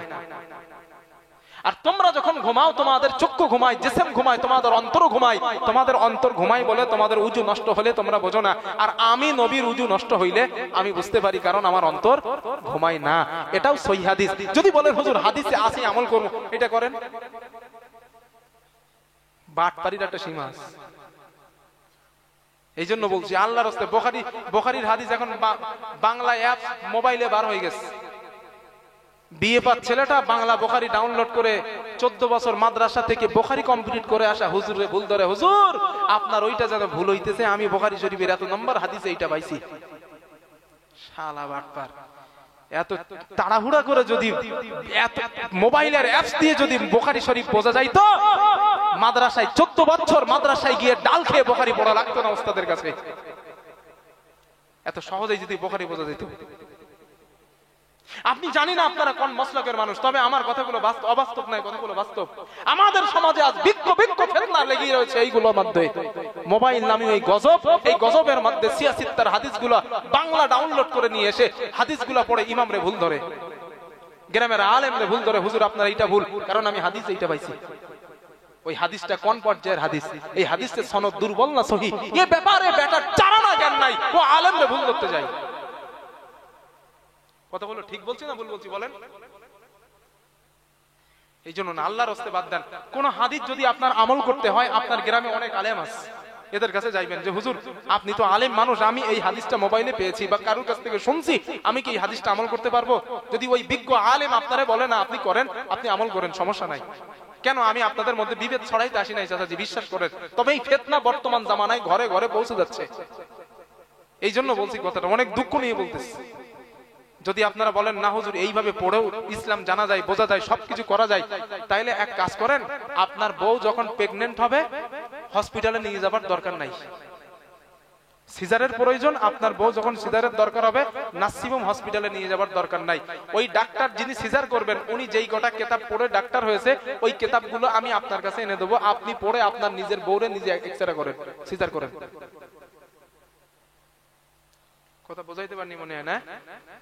কেন আপনি আপনি করেন না? ওই ডাক্তার যে বইগুলো পড়ে সিজারের যে কিতাবগুলো আছে, ওই কিতাবগুলো আমি আপনার কাছে এনে দেবো, আপনি পড়ে আপনার বোর পেট নিজে কেটে বাচ্চা বার করেন।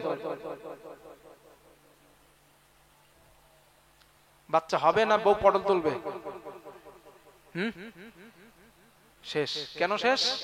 কারণ তিনি প্র্যাকটিক্যালে শিখেছেন, আর আপনি বই পড়ে শিখছেন। আপনার শেখা আর তার শেখা পার্থক্য রয়েছে, ঠিক এটাও একই ভাবে বোঝেন।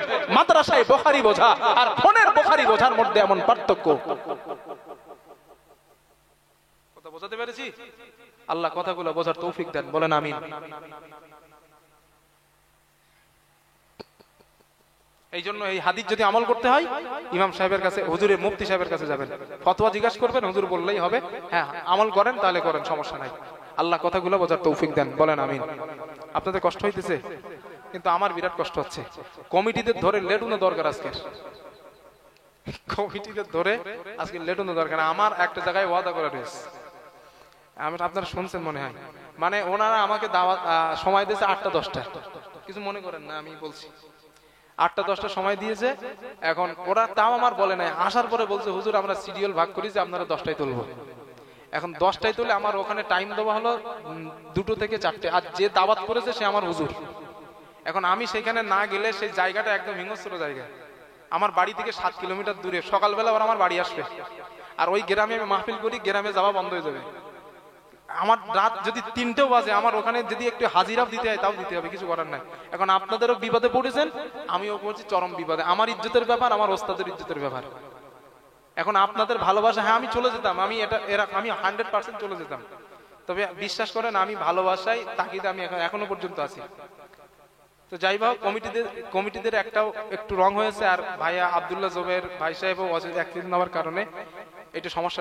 ওনারা যদি আমার লাস্টে বলতেন যে হুজুর আগে বলতেন আপনার 10টা কি 12টায় তুলবো, আমি এই দাওয়াটা নিতাম না। আমি জানি 12টায় মাহফিল, আর না থাকলে আমি শুয়ে পড়বো আরামসে খেয়ে দিয়ে, 2টোই তুলবে, আমার সমস্যা কি? বাড়ি গিয়েও তো ঘুমাবো, তাই না? বাড়ি গিয়েও তো ঘুমাবো, তো এখানে ঘুমিয়ে পড়বো। কিন্তু আমার যে পিছনে জ্বালা রয়েছে, আর এমন একটা গ্রাম বাড়ির পাশে, তো না গেলে ওরা সকালে আমার পাশে আসবে। আর ওরা খুব ডেঞ্জারাস মানুষ, নাম বললে বিপদ, ক্যামেরা হচ্ছে তো, বললে হুজুর আমাদের ডেঞ্জারাস বলে আসছেন, এই জন্য বলতেছি না। তো যাই হোক, যাবো আমি ওখানে 3টে বাজলেও, আমি বলে দিয়েছি আমার আধা ঘন্টা হয়তো দেরি হবে। এবার গিয়ে বলবো রাস্তা একটু জ্যামটাম পড়ছিল, এই জন্য একটু দেরি হয়েছে। হাতে ভাই ধরবার কিছু করার নেই, আপনাদের জন্য ধরতে হবে, আর কি করবো। হাদিস না কত বলছি? 11টা না, হাদিস নাম্বার 12।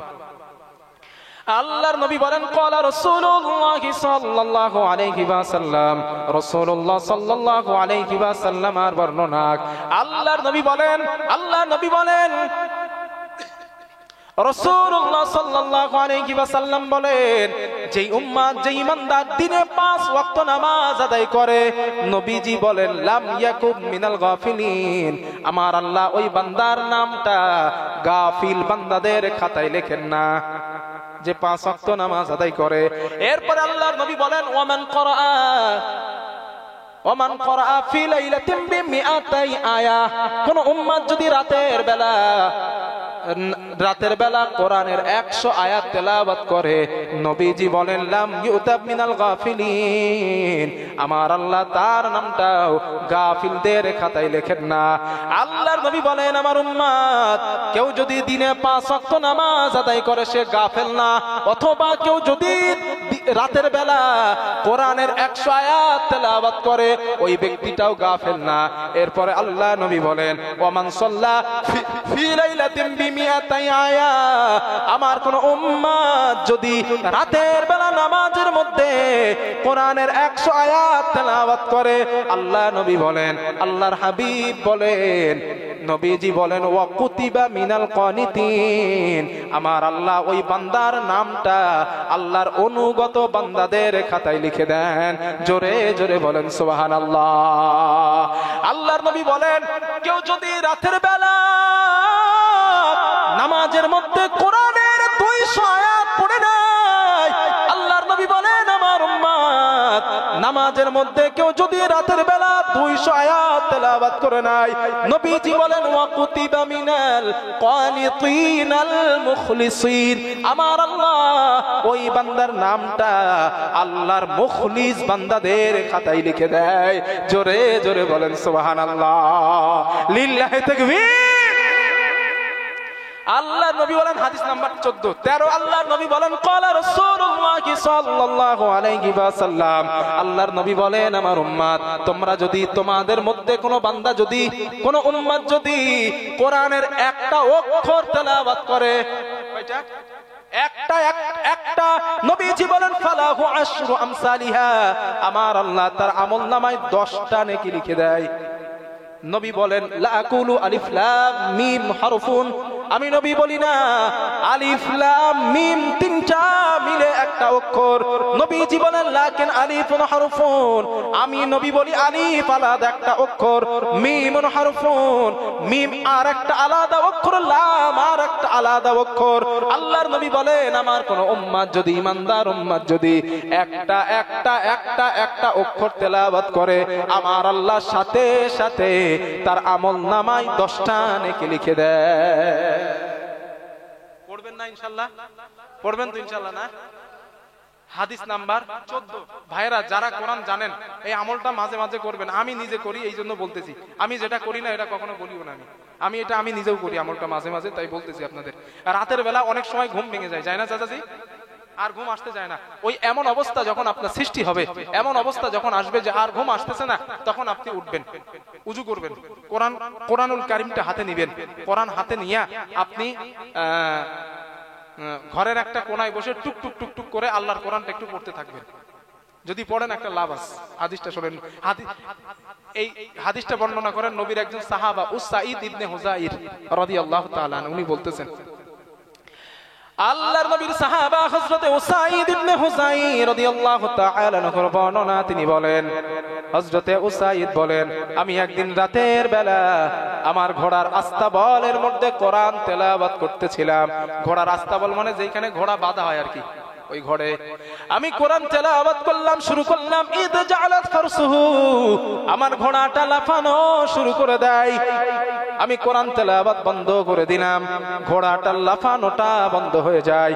সুম্মা জালাত আইজন, আমি আবার তেলাওয়াত করলাম, আবার বন্ধ করলাম, তেলাওয়াত করলাম, ঘোড়াটা লাফায়, আবার বন্ধ করে দিলাম, আমার ঘোড়াটা লাফানো বন্ধ করে দেয়। হযরতে উসাইদ বলেন আমার ভয় হচ্ছিল, খশিতু আন তাতা ইয়াহইয়া, ওই ঘোড়ার পায়ের কাছে আমার সন্তান ইয়াহইয়া ঘুমায়, না জানি আমার ইয়াহইয়ার কোনো ক্ষতি হয়ে যায় কিনা, এই চিন্তা করে আমি কোরআন তেলাওয়াত করাটা বন্ধ করে দিলাম। হযরতে উসাইদ বলেন আমি কোরআন তেলাওয়াতটা বন্ধ করে দেওয়ার পর আসমানের দিকে তাকালাম। আমি তাকায়া দেখি অসংখ্য নূর, জোনাকি পোকার মতো আলো আমার চোখের সামনে দেখা দেয়। আমি যখন কোরআন তেলাওয়াত করা বন্ধ করে দেই, ওই নূরগুলো অদৃশ্য হয়ে যায়, আবার তেলাওয়াত করলে আমার চোখের সামনে দেখা দেয়। আল্লাহর নবীর সাহাবা হযরতে উসাইদ বলেন আমি কিছুই বুঝতে পারলাম না। সকাল বেলা মসজিদে নববীতে আল্লাহর নবীর কাছে গেলাম, ইয়া রাসূলুল্লাহ, ও আল্লাহর নবী, আমি রাতের বেলা বেলা কোরআন তেলাওয়াত করতেছিলাম, আমি রাতের বেলা কোরআন পড়তেছিলাম, আমি কোরআন পড়া অবস্থায় আমার ঘোড়াটা লাফায়, আমি কোরআন তেলাওয়াত করাটা বন্ধ করে দিলাম, হুজুর আমার ঘোড়াটাও লাফানো বন্ধ করে দেয়। হুজুর আমি আবার যখন তেলাওয়াত শুরু করলাম আমার ঘোড়াটা আবার লাফায়। আমি চিন্তা করলাম না না, ওই যে আমার ছোট্ট ইয়াহইয়া আমার ছেলেটা দাঁড়ানো, ওই ছেলেটা ঘোড়ার পায়ের কাছে রাতের বেলা ঘুমাচ্ছিল, কারণ আমার দুইটা কোনো ঘর নাই, একটাই মাত্র আমার ঘর। ওই ঘরের মধ্যে আমি আমার ঘোড়াটা বেঁধে রাখি, আমার ছেলে এবং আমি ওই ঘরের মধ্যে থাকি। হুজুর ঘোড়ার লাফালাফির কারণে আমি চিন্তা করলাম আমার ইয়াহইয়ার কোনো ক্ষতি হয়ে যায় কিনা, এই চিন্তা করে কোরআন তেলাওয়াত করাটা আমি বন্ধ করে দিলাম। আল্লাহর নবী বলেন, হযরত উসাইদ বলেন, ইয়া রাসূলুল্লাহ আমি কোরআন তেলাওয়াত বন্ধ করার আসমানের দিকে তাকালাম, আসমানে তাকায়া দেখি অসংখ্য নূর আর নূরগুলো আসা যাওয়া করে। আল্লাহর নবী বলেন, আমার সাহাবা উসাইদ যেই নূরগুলো তুমি দেখতে পেয়েছো ওই নূরগুলো অন্য কেউ নয়, তিলকাল মালাইকা, আল্লাহর ফেরেশতারা তোমার কোরআন তেলাওয়াত করা শুনছিল। নারে তাকবীর, নারে তাকবীর। আল্লাহর নবী বলেন, উসাইদ তুমি কতটা ভুল করেছো। হযরত উসাইদ বলেন, কেন ইয়া রাসূলুল্লাহ? আল্লাহর নবী বলেন, শোনো উসাইদ, লাউ ক্বরাতা লা আসবাহতা হাত্তা ইয়ারাকান নাস মা তাস্তাদিরু মিনহুম। ও আমার সাহাবা উসাইদ, তুমি যদি সারা রাত কোরআন তেলাওয়াত বন্ধ না করে কোরআন তেলাওয়াত করতে, ফজরের সময় মুসল্লিরা নামাজের জন্য যখন মসজিদে নববীতে আসতো, আল্লাহর ফেরেশতাদেরকে আমার সাহাবারা স্বচক্ষে তারা দেখতে পেত। প্রিয় ভাইরা, রাতের বেলা ঘুম ভেঙে গেলে একটু পড়েন, কিসমত যদি ভালো হয় দুনিয়াতেই ওই আলো আল্লাহ আপনাদের দেখাইবে। যদি কিসমত ভালো হয়, এই জন্য বলছি রাত্রে একটু পড়েন, আল্লাহর কোরআনটা একটু পড়েন।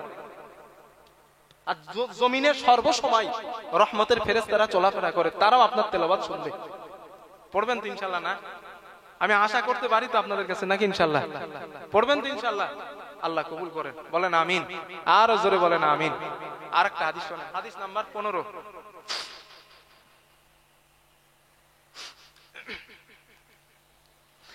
আল্লাহর নবী বলেন, ক্বালা রাসূলুল্লাহ সাল্লাল্লাহু আলাইহি ওয়াসাল্লাম, রাসূলুল্লাহ সাল্লাল্লাহু আলাইহি ওয়াসাল্লামের বর্ণনা। আল্লাহ নবী বলেন, কিয়ামতের দিন যারা দুনিয়ায় কোরআন তেলাওয়াত করত, ওই বান্দাদেরকে আমার আল্লাহ হাসরের ময়দানে হাজির করাবেন। এরপরে আল্লাহ ডাক দিবেন, ও আমার বান্দা ইকরা, বান্দা তুমি পড়ো, ওয়ারতাকি, এবং তুমি উপরে ওঠো, ওয়ারাতিল কামা কুনতা তুরাতিলু ফিদ দুনিয়া, দুনিয়ায় যেমন আস্তে আস্তে ধীরে ধীরে তুমি কোরআন তেলাওয়াত করতে, এমন আস্তে আস্তে ধীরে ধীরে তুমি কোরআন তেলাওয়াত করতে থাকো। কেন করবা? ফাইন্না মুনজিলাকা ইনদা মাতাইনা, যেখানে তুমি তোমার তেলাওয়াত থামাবে ওটাই হবে তোমার থাকার জায়গা, ওটাই হবে তোমার শেষ মঞ্জিল। জোরে জোরে বলেন সুবহানাল্লাহ। এবার আপনি একবার চিন্তা করেন, একজন কোরআনের হাফেজ, কোরআনের মধ্যে আয়াত আছে ৬২৩৬ অথবা ৬৬৬৬ মতানৈক্য আছে, তবে সহি শুদ্ধ মত হলো ৬২৩৬। আরবের যে হাদিসে কোরআন আছে ওইটাই আয়াত সংখ্যা আছে ৬২৩৬। আপনারা দেখবেন না, গুনে দেখবেন বাড়িতে গিয়ে, হাজী সাহেবদের যে কোরআন উপহার দেয় না, হাদিয়া দেয়, ওই কোরআনের আয়াত সংখ্যা দেখবেন লেখা আছে ৬২৩৬। তবে আমাদের আগের যে নাজরা কোরআন গুলো ছিল ওতে আয়াত সংখ্যা আছে ৬৬৬৬। তবে আয়াত সংখ্যা কম বেশির কারণে কিন্তু অক্ষর কম বেশি না, এটা যেন বুঝবেন না। কথা বুঝতেছেন না ইনশাআল্লাহ? তো ৬২৩৬ হোক আর ৬৬ হোক, যেটাই হোক, যারা কোরআনের হাফেজ আল্লাহ ওদের বলবেন, ওয়ারাত্তিল, তুমি তেলাওয়াত করো কামা কুনতা তুরাত্তিলু ফিদ দুনিয়া, দুনিয়ায় যেমন আস্তে আস্তে ধীরে ধীরে সহি শুদ্ধভাবে তার তিলের সঙ্গে তুমি তেলাওয়াত করতে, এমন আস্তে আস্তে ধীরে ধীরে তার তিলের সঙ্গে তুমি পড়ো, আর তোমার মর্যাদা বাড়তে থাকবে। সুবহানাল্লাহ বলেন। এখন যারা ইন্না তাইনার কুলুস সূরা ছাড়া কিচ্ছু পারেন না, দুইটা আয়াত পড়ে চুপচাপ বসে থাকতে হবে, কিচ্ছু করার নাই। আর যারা কোরআনের হাফেজ, ওদের মকাম এইভাবে উঠতেই থাকবে, উঠতেই থাকবে, উঠতেই থাকবে, তখন দেখে শুধু আফসোস করতে হবে, আর কিচ্ছু নেই। হ্যাঁ, এটাই সত্য। এইটা তখন আফসোস করতে হবে। বিশ্বাস করেন আমার আব্বা জানেরা, জান্নাতে যাওয়ার পর কোন চিন্তা জান্নাতীদের মধ্যে থাকবে না। একটাই শুধু চিন্তা থাকবে, একটাই। কি চিন্তা জানেন? আপনার উপরে যেই লোকটা আছে ওর থেকে ওর নিয়ামত আরো বেশি। কেন? আপনার থেকে ওর আমল বেশি। যার আমল যত বেশি তার জন্য নিয়ামত তত বেশি। আপনার ওই জান্নাতের মধ্যে একটা অনুশোচনা, একটা আফসোস নিজের মধ্যে কাজ করবে। সেটা হলো এটাই, আল্লাহ আমি কেন ওই বান্দাটার মতো নেক আমল করি নাই? আমি কেন চায়ের দোকানে বসে 2 ঘন্টা সময় নষ্ট করছিলাম? আমি যদি ওইখানে বসে সুবহানাল্লাহ, আলহামদুলিল্লাহ, আল্লাহু আকবার এই তাসবিহগুলো পড়তাম, আজও আমার জন্য জান্নাতের মধ্যে উচ্চ মাকাম করা হতো। এই আফসোস করতে হবে জান্নাতে। কিয়ামতের দিন মানুষ এই আফসোসটুকু করবে শুধু।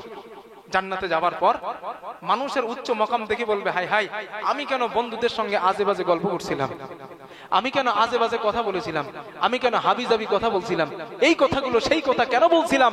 এইগুলা না বলে যদি আমি একবার সুবহানাল্লাহ বলতাম, তাহলে আজ তো আমার আল্লাহ আমার জন্য জান্নাতের মাকাম আরো বাড়িয়ে দিতেন।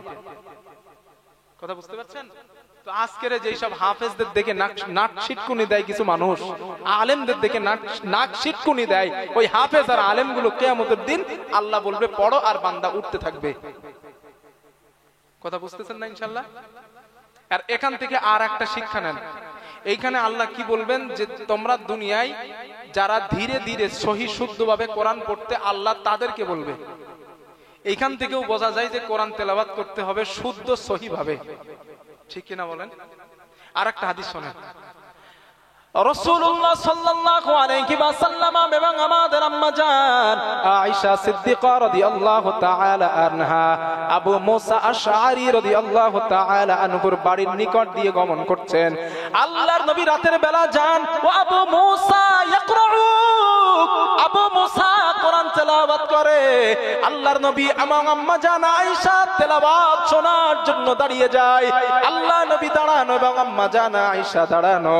আবু মুসা আশআরী রাদিয়াল্লাহু তাআলা আনহুর তেলাওয়াত আল্লাহর নবী শোনা আরম্ভ করলেন। অনেক সময় শোনার পর আল্লাহর নবী চলে গেলেন। সকাল বেলা আবু মুসা আশআরী রাদিয়াল্লাহু তাআলা আনহু আল্লাহর নবীর কাছে আসলেন। আল্লাহর নবী ডাক দিলেন, আবু মুসা। আসলেন, নবীজির কাছে আসলেন।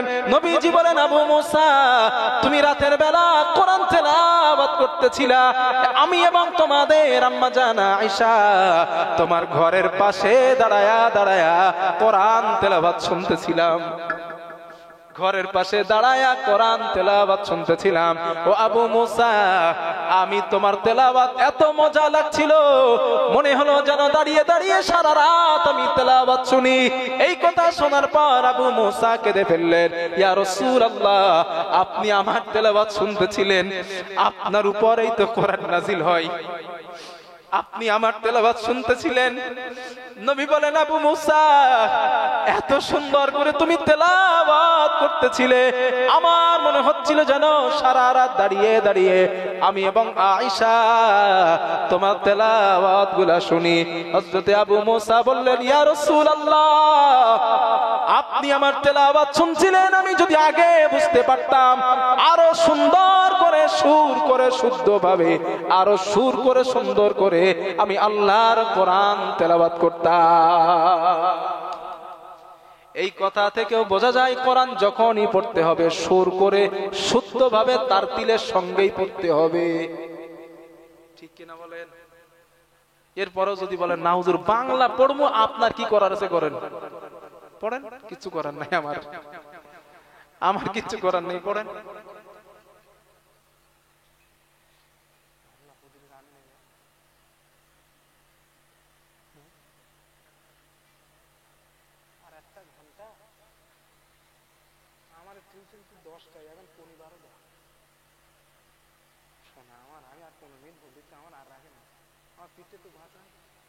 আপনাদের রিকোয়েস্টে এত সময় আমার আর কষ্ট দেন না। আমি বলছিলাম 11:30টায় দিতে, আর 11:15 সেখানে আমি আপনাদের দেখেছি বলি, তারপরেও আমি আর 15 মিনিট টানছি, আর 15 মিনিট বলি, আমি এখনো 15 মিনিট বলি শোনা, আর আমি মরে গেছি আজকে।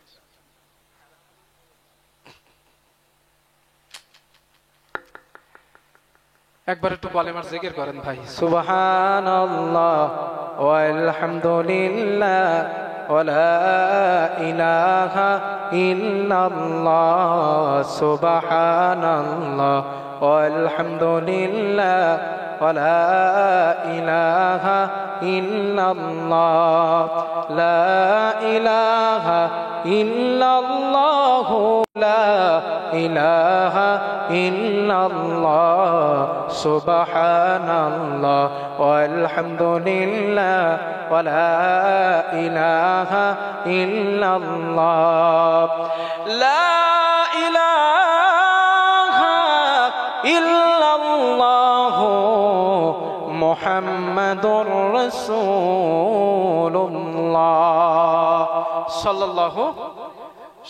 সম্মানিত ভাই, এই যে হাদিসগুলাই 14-15টার মতো আপনাদের শোনালাম, এই হাদিসগুলা শোনার পরে মনের মধ্যে কি একটু ইচ্ছা জেগেছে যে না একটু কোরআনটা শিখবো? জাগছে?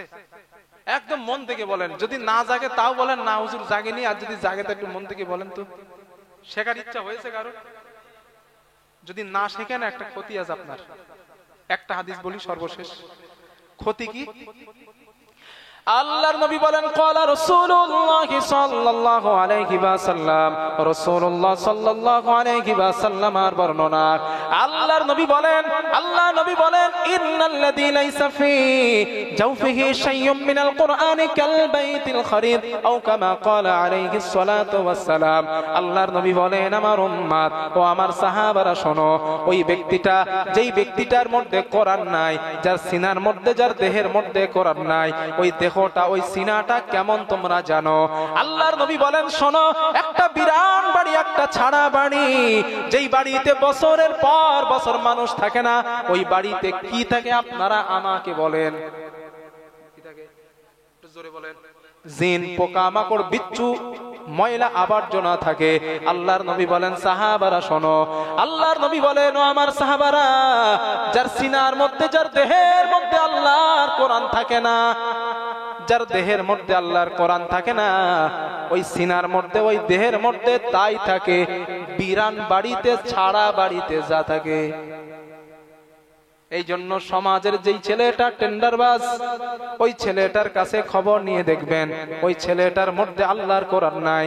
যেই ছেলেটা জিনাকারী, ধর্ষণকারী, ওই ছেলেটার ব্যাপারে খবর নেবেন, ওই ছেলেটার মধ্যে আল্লাহর কোরআন নাই। যেই ছেলেটা রাস্তায় দাঁড়ায়া মদের বোতল হাতে নিয়ে পান করে, ওই ছেলেটার ব্যাপারে খবর নিয়ে দেখবেন ওই ছেলেটার কাছেও আল্লাহর কোরআন নাই। যেই ছেলেটা বাবা মার অবাধ্য সন্তান, ওই ছেলেটার কাছে গিয়ে খবর নিয়ে দেখবেন ওই ছেলেটার মধ্যে আল্লাহর কোরআন নাই। নবীর দৃষ্টান্ত কতটা গুরুত্বপূর্ণ। আল্লাহর নবী বলেন যেই ঘরের মধ্যে বছরের পর বছর মানুষ থাকে না, ওই ঘরের মধ্যে যা থাকে ময়লা আবর্জনা, খারাপ যত জিনিস আছে সব জিনিসগুলা ওই ঘরের মধ্যে থাকে। নবী বলেন যার সিনার মধ্যে কোরআন থাকে না, ওর সিনার মধ্যে যত নোংরা খারাপ জিনিস আছে ওর সিনার মধ্যে তাই থাকে। ঠিক কিনা বলেন? এখন যদি আপনার সিনাটারে আপনি খারাপ ময়লা আবর্জনা যুক্ত সিনা বানাইতে চান, কোরআন পড়ার দরকার নাই। আর যদি বলেন না হুজুর আমার সিনাটারে কোরআনের রঙে রাঙাবো, কোরআনের নূরে নূরান্বিত করব, এই চিন্তা যদি করেন, আল্লাহর রাস্তায় পা দুটো ধরে বলছি আগামী কাল থেকে কোরআনটা শেখেন। আল্লাহ আমাদের কথাগুলা বোঝার তৌফিক দান করেন। সকলে বলেন আল্লাহুম্মা আমিন। প্রিয় ভাইরা, এই মোটামুটি একটা সাবজেক্টের আলোচনা আমি শেষ করলাম।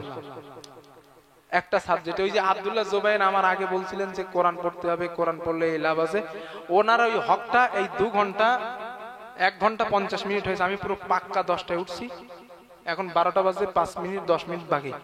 তাই এত সময় ধরে একটা সাবজেক্টই বোঝাইলাম আপনাদের। এরপরও যদি বলেন হুজুর হমনা, তা বুখারী শরীফের হবে না, এবার বুখারী শরীফ লাগবে, কাজ হবে না। আসেন 2 নাম্বার, এবার কিছু মজার হাদিস বলে আমি বিদায় নেব। আমরা ব্যক্তিগত জীবনে বিরাট হাসি না চাচাজি? হ্যাঁ, বিরাট হাসি তো, খুব হাসি তো, হাসি। কিন্তু আমরা যে হাসি, আমাদের হাসির মধ্যে অধিকাংশ হাসি হারামের পর্যায়ে যায়। দুটো একটা মহিলা আছে দেখবেন এত হাসে, হাসতে হাসতে রাস্তার লোকজন পর্যন্ত শুনতে পায়, অট্ট হাসি দেয় না। অট্ট হাসি ইসলামে বিলকুল জায়েজ নাই। অট্ট হাসি দেওয়া জায়েজ নেই। হ্যাঁ, মুস্কি হাসি, তাবাসসুম হাসি দেওয়া জায়েজ আছে। আবার কিছু কিছু মানুষ আছে দেখবেন চায়ের দোকানে গোপাল ভাঁড়ের গল্প বলে, এমন এমন গল্প বলে যে গল্পগুলো বলে আর মানুষ হাসে। নবী বলে না, তোমরা মিথ্যা কথা বলে মানুষকে হাসাবা না, মিথ্যা কথা বলে তোমরা মানুষকে হাসাবা না, এ কথা রাসূলুল্লাহ বলেছেন। তো আমার রসুল, আমার হাবিব, আমাদের নবী, উনিও হাসতেন। নবীজির জীবনেও হাসি ছিল। তো নবীজির জীবনের হাসিগুলো কেমন ছিল আমরা একটু আলোচনা করি অল্প সময়। নবীজি সাল্লাল্লাহু আলাইহি ওয়াসাল্লামের ব্যক্তি জীবন এবং পারিবারিক জীবনের হাসি কেমন ছিল, কয়েকটা হাদিস। হাদিস নাম্বার 1, আপনারাও হাসবেন, এই হাদিসগুলো শুনলে হাসি লাগবে এমনি। রাসূলুল্লাহ সাল্লাল্লাহু আলাইহি ওয়াসাল্লাম মসজিদে নববীতে বসা। আল্লাহর নবী সাল্লাল্লাহু আলাইহি ওয়াসাল্লাম মসজিদে নববীতে বসা। একজন সাহাবা আল্লাহর নবীর কাছে আসলেন, আসার পরে বললেন, কদ হালাকতু ইয়া রাসূলুল্লাহ, ও আল্লাহর নবী আমি ধ্বংস, আমি শেষ। আল্লাহর নবী বললেন, কি হয়েছে তোমার, কেন তুমি ধ্বংস, কেন তুমি শেষ? ওই সাহাবা বললেন, ইয়া রাসূলুল্লাহ ওয়াকাতু আলা ইমরাতি ফি রমাদান, রমজান মাসে আমার বিবির সঙ্গে আমি এমন একটা কাজ করে ফেলেছি যেই কাজটা রোজায় থেকে করা হারাম, রোজা ছাড়া করা জায়েজ। এই কাজটা আমি আমার বিবির সঙ্গে করে ফেলছি।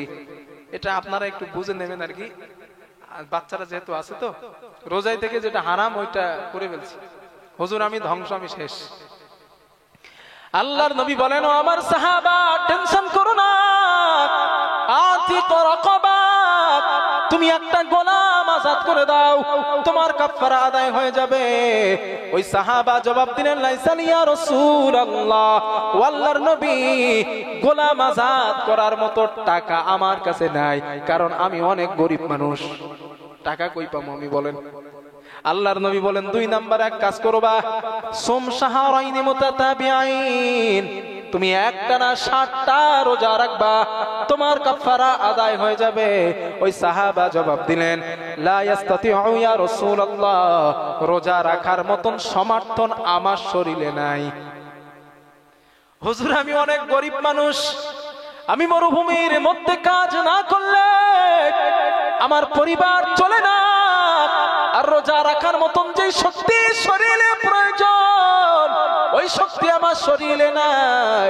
ইয়া রাসূলুল্লাহ রোজা আমি রাখতে পারবো না। আল্লাহর নবী বলেন, 3 নম্বরে তুমি আর একটা কাজ করবা। আল্লাহ নবী বলেন, আত'ইম 60 মিসকিনা, তুমি 60 জন মিসকিনকে খাওয়াবা। এই 60 জন মিসকিনকে যদি তুমি খাওয়াও, আল্লাহর নবী বলেন এই 60 জন মিসকিনকে খাওয়াও, তোমার কাফারা আদায় হয়ে যাবে। ওই সাহাবা বলেন, ইয়া রাসূলুল্লাহ আপনি এটা কি বললেন? আমি না বললাম গোলাম আযাদ করার মতো টাকা নেই, 60টা রোজা রাখার মতো সমর্থন নেই, আবার 60 জন মিসকিনকে খাওয়াইতে বলেন টাকা পাবো কই আমি? হুজুর আপনি কি বলেন? ঠিক এমন অবস্থায় হাত্তা উতিয়া বিত্তামার আল মিতাল, এক ঝুড়ি খেজুর নবীর কাছে আসছে। হাদি এসেছে, নবীজি খেজুরটা নিয়ে বললেন, আইনা সাইল, ওই লোকটা কই যে আমার কাছে প্রশ্ন করছিল, হুজুর আমি রোজা রাখতে পারবো না, গোলাম আযাদ করতে পারবো না, 60 জন মিসকিনকে খাওয়াইতে পারবো না, ওই লোকটা কই? আল্লাহর নবী সাহাবাটা হাত উঁচু করলেন, হুজুর এই তো আমি। আল্লাহর নবী বললেন, এদিকে আস। সাহাবাটা আসলেন, আল্লাহর নবী বললেন, ও আমার সাহাবা এই খেজুরগুলো নাও, তাসাদদাক বিহা, তুমি খেজুরগুলো সাদকা করে দিবা, তোমার কাফারা আদায় হয়ে যাবে। ওই সাহাবা বললেন, ইয়া রাসূলুল্লাহ আলা নাফকারা মিন্নি, আমার থেকে গরিব কি কাউকে দেব? ওই সাহাবা বললেন, না ইয়া রাসূল। ওই আল্লাহর নবী বললেন, হ্যাঁ এই খেজুরগুলা তোমার থেকে গরিব তো কাউকে তুমি দিবা। আল্লাহর নবীর ওই সাহাবা বলেন, ইয়া রাসূলুল্লাহ ওয়াল্লাহি মা বাইনা লাবাতাই আহলুল বাইতি নাফখারু মিন্নি, ইয়া রাসূলুল্লাহ আল্লাহর কসম আমার বাড়ির আশেপাশে আমার থেকে গরিব কোনো পরিবারই নেই, কার দেব আপনি বলেন?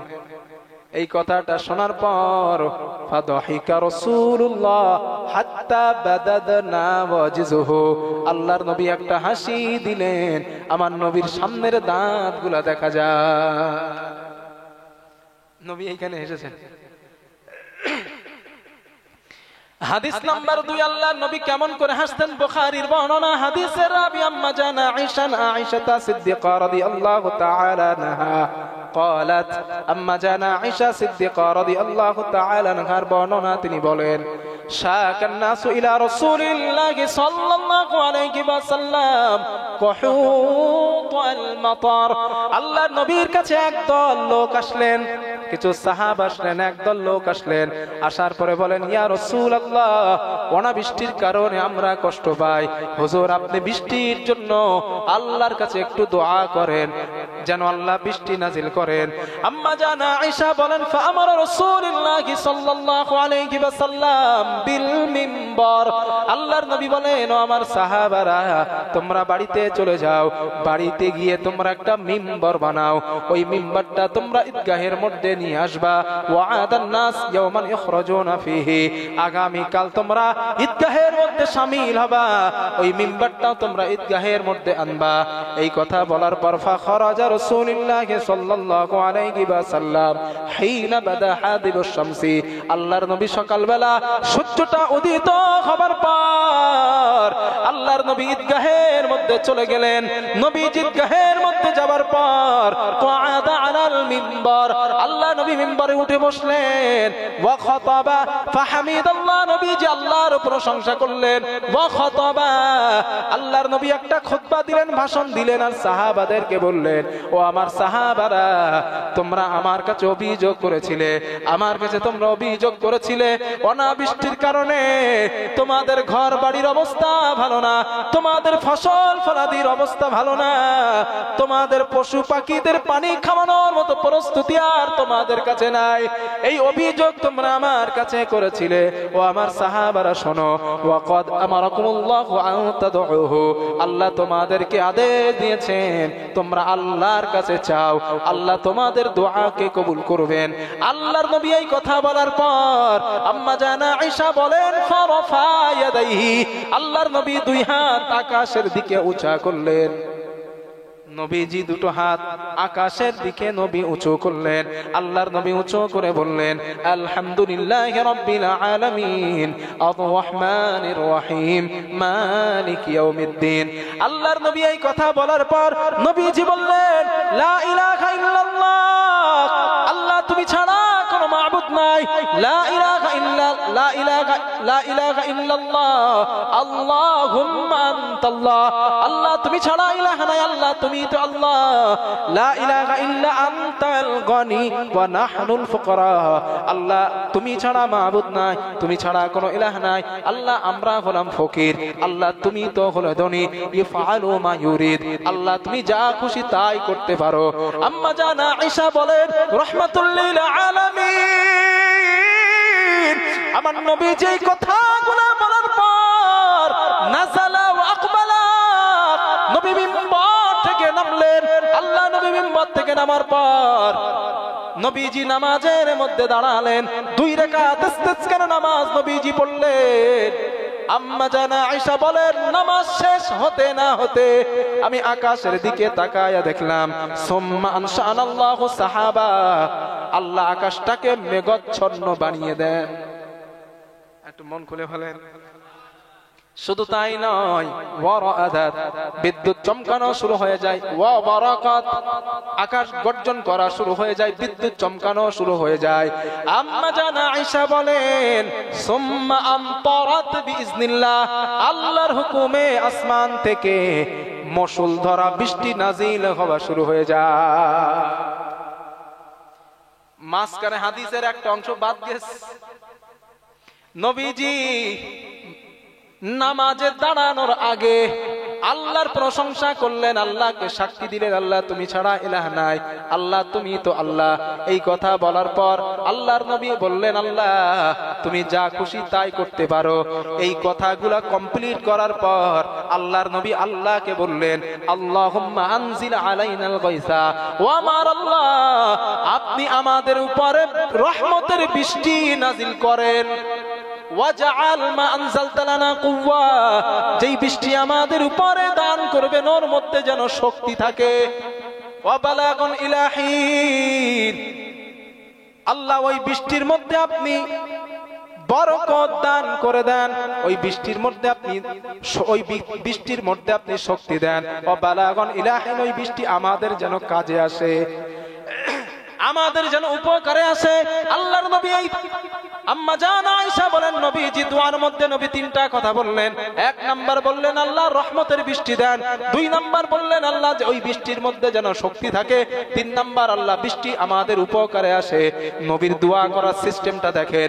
আল্লাহর নবী শুধু চাইতে পারতেন আল্লাহ বৃষ্টির দরকার, বৃষ্টি দেন, কারণ বৃষ্টির পাশে একটা রয়েছে শিলা বৃষ্টি, আছে না? শিলা বৃষ্টি হলে তো রহমতের থেকে আরো গজব বেশি হবে। আল্লাহর নবী এই জন্য বললেন আল্লাহ শুধু রহমতের বৃষ্টি দিলে হবে না, ওই বৃষ্টির মধ্যে যেন ফসল ধারণের মতো শক্তি থাকে, ওই বৃষ্টি যেন আমাদের পশু পাখি খাওয়ানোর কাজে উপকারে আসে, মানে আমাদের জন্য উপকারে আসে। আল্লাহ আম্মা জান আয়েশা বলেন, নবী এই কথা বলার পর নামাজে দাঁড়ালেন। নামাজ শেষ হবার সঙ্গে সঙ্গে আসমানকে মেঘাচ্ছন্ন আল্লাহ বানান, আল্লাহ ওখান থেকে বৃষ্টি নাজিল করা শুরু করে দেন। আম্মা জান আয়েশা বলেন, বৃষ্টি যখন নাজিল হওয়া শুরু হলো, সাহাবায়ে কেরাম দৌড়াদৌড়ি করা শুরু করেছে। আমাদের ছোটবেলার কথা অনেকের আজও মনে আছে। ছোটবেলায় যখন বর্ষা হতো, হালকা ঝড়ো হাওয়া এবং বর্ষা, বিদ্যুৎ চমকায়, জ্যৈষ্ঠ মাসে আম বাগানে ছোটবেলায় আম কুড়াইতে যাবার কথা কি মনে আছে কারুর? মনে আছে? একটু ঝড়ো হাওয়া হইলে আর বৃষ্টি হইলে মা যতই মানা করুক আম কুড়াইতে যাবো, কতদিন পরে বৃষ্টি হচ্ছে, কত আনন্দ হতো বলেন বৃষ্টি হলে ছোটবেলায়। এখন তো আর সে আনন্দ নেই, বলেন চাচাজি? আগের মতো ওই আনন্দ আপনারা যা পেয়েছেন আমরাও তা পাই নাই, তবে আমরা যা পেয়েছি এখন আর টোটালি নেই ওসব কিছু। এখন শুধু হয়ে গেছে মোবাইল আর পার্ক, সিনেমা হল, ওইসব। পার্কে বসে বসে বাদাম খাবে আর সগিনা আর কালিমুল্লাহ গল্প করবে, ওইসব হয়েছে এখন। আগে ওসব ছিল না। আগে আমাদের মধ্যে, আমার যুবক ভাইরা বলতে পারবেন যারা 28-30 বছরের মানুষ, আমরা ছোটবেলায় আম্মা স্কুলে পাঠাইতো, যা স্কুলে যা, হাফ প্যান্ট পরা মানুষ তখন, স্কুলে আম্মা পাঠাইতো, আমরা স্কুলে না গিয়ে বন্ধুদের সঙ্গে ক্রিকেট খেলতাম, ফুটবল খেলতাম। আমার মনে আছে এখনো ছোটবেলার কথা। এখন মনে হয় আর চিন্তা করি, আল্লাহ বড় তুমি যদি না বানাইতে ভালোই হইতো।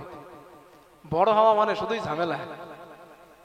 আগে ছাত্র জীবনের ওস্তাদের মারের এক ঝামেলা, ক্লাস করার আর এক ঝামেলা, ভোরবেলা ওটার টেনশনই আলাদা, ও টেনশন কাটালাম। এখন বেশাদি করে বের ঝামেলা আর এক ঝামেলা, হাই রে বোর ঝামেলা। মানে যতদিন বুড়ো নামো, বুড়ো হওয়ার পরে আর এক ঝামেলা, মাজাই ব্যথা, ঠ্যাঙে ব্যথা, কোমরে ব্যথা। মানব জীবন মানি ঝামেলারই জীবন, ঠিক না ভাই? মানব জীবন মানি ঝামেলার জীবন, কষ্টেরই জীবন, শুধু শান্তি নাই। শান্তি যদি ছিল ছোটবেলায়, আর ছোটবেলায় শান্তি আর বলি কই? খেলা করতে গেলেই আম্মা বকা দিত, আম্মা মার দিত। ছোটবেলায়ও ঝামেলা। মানুষ এই জন্ম নিয়েছি মানে বিপদ।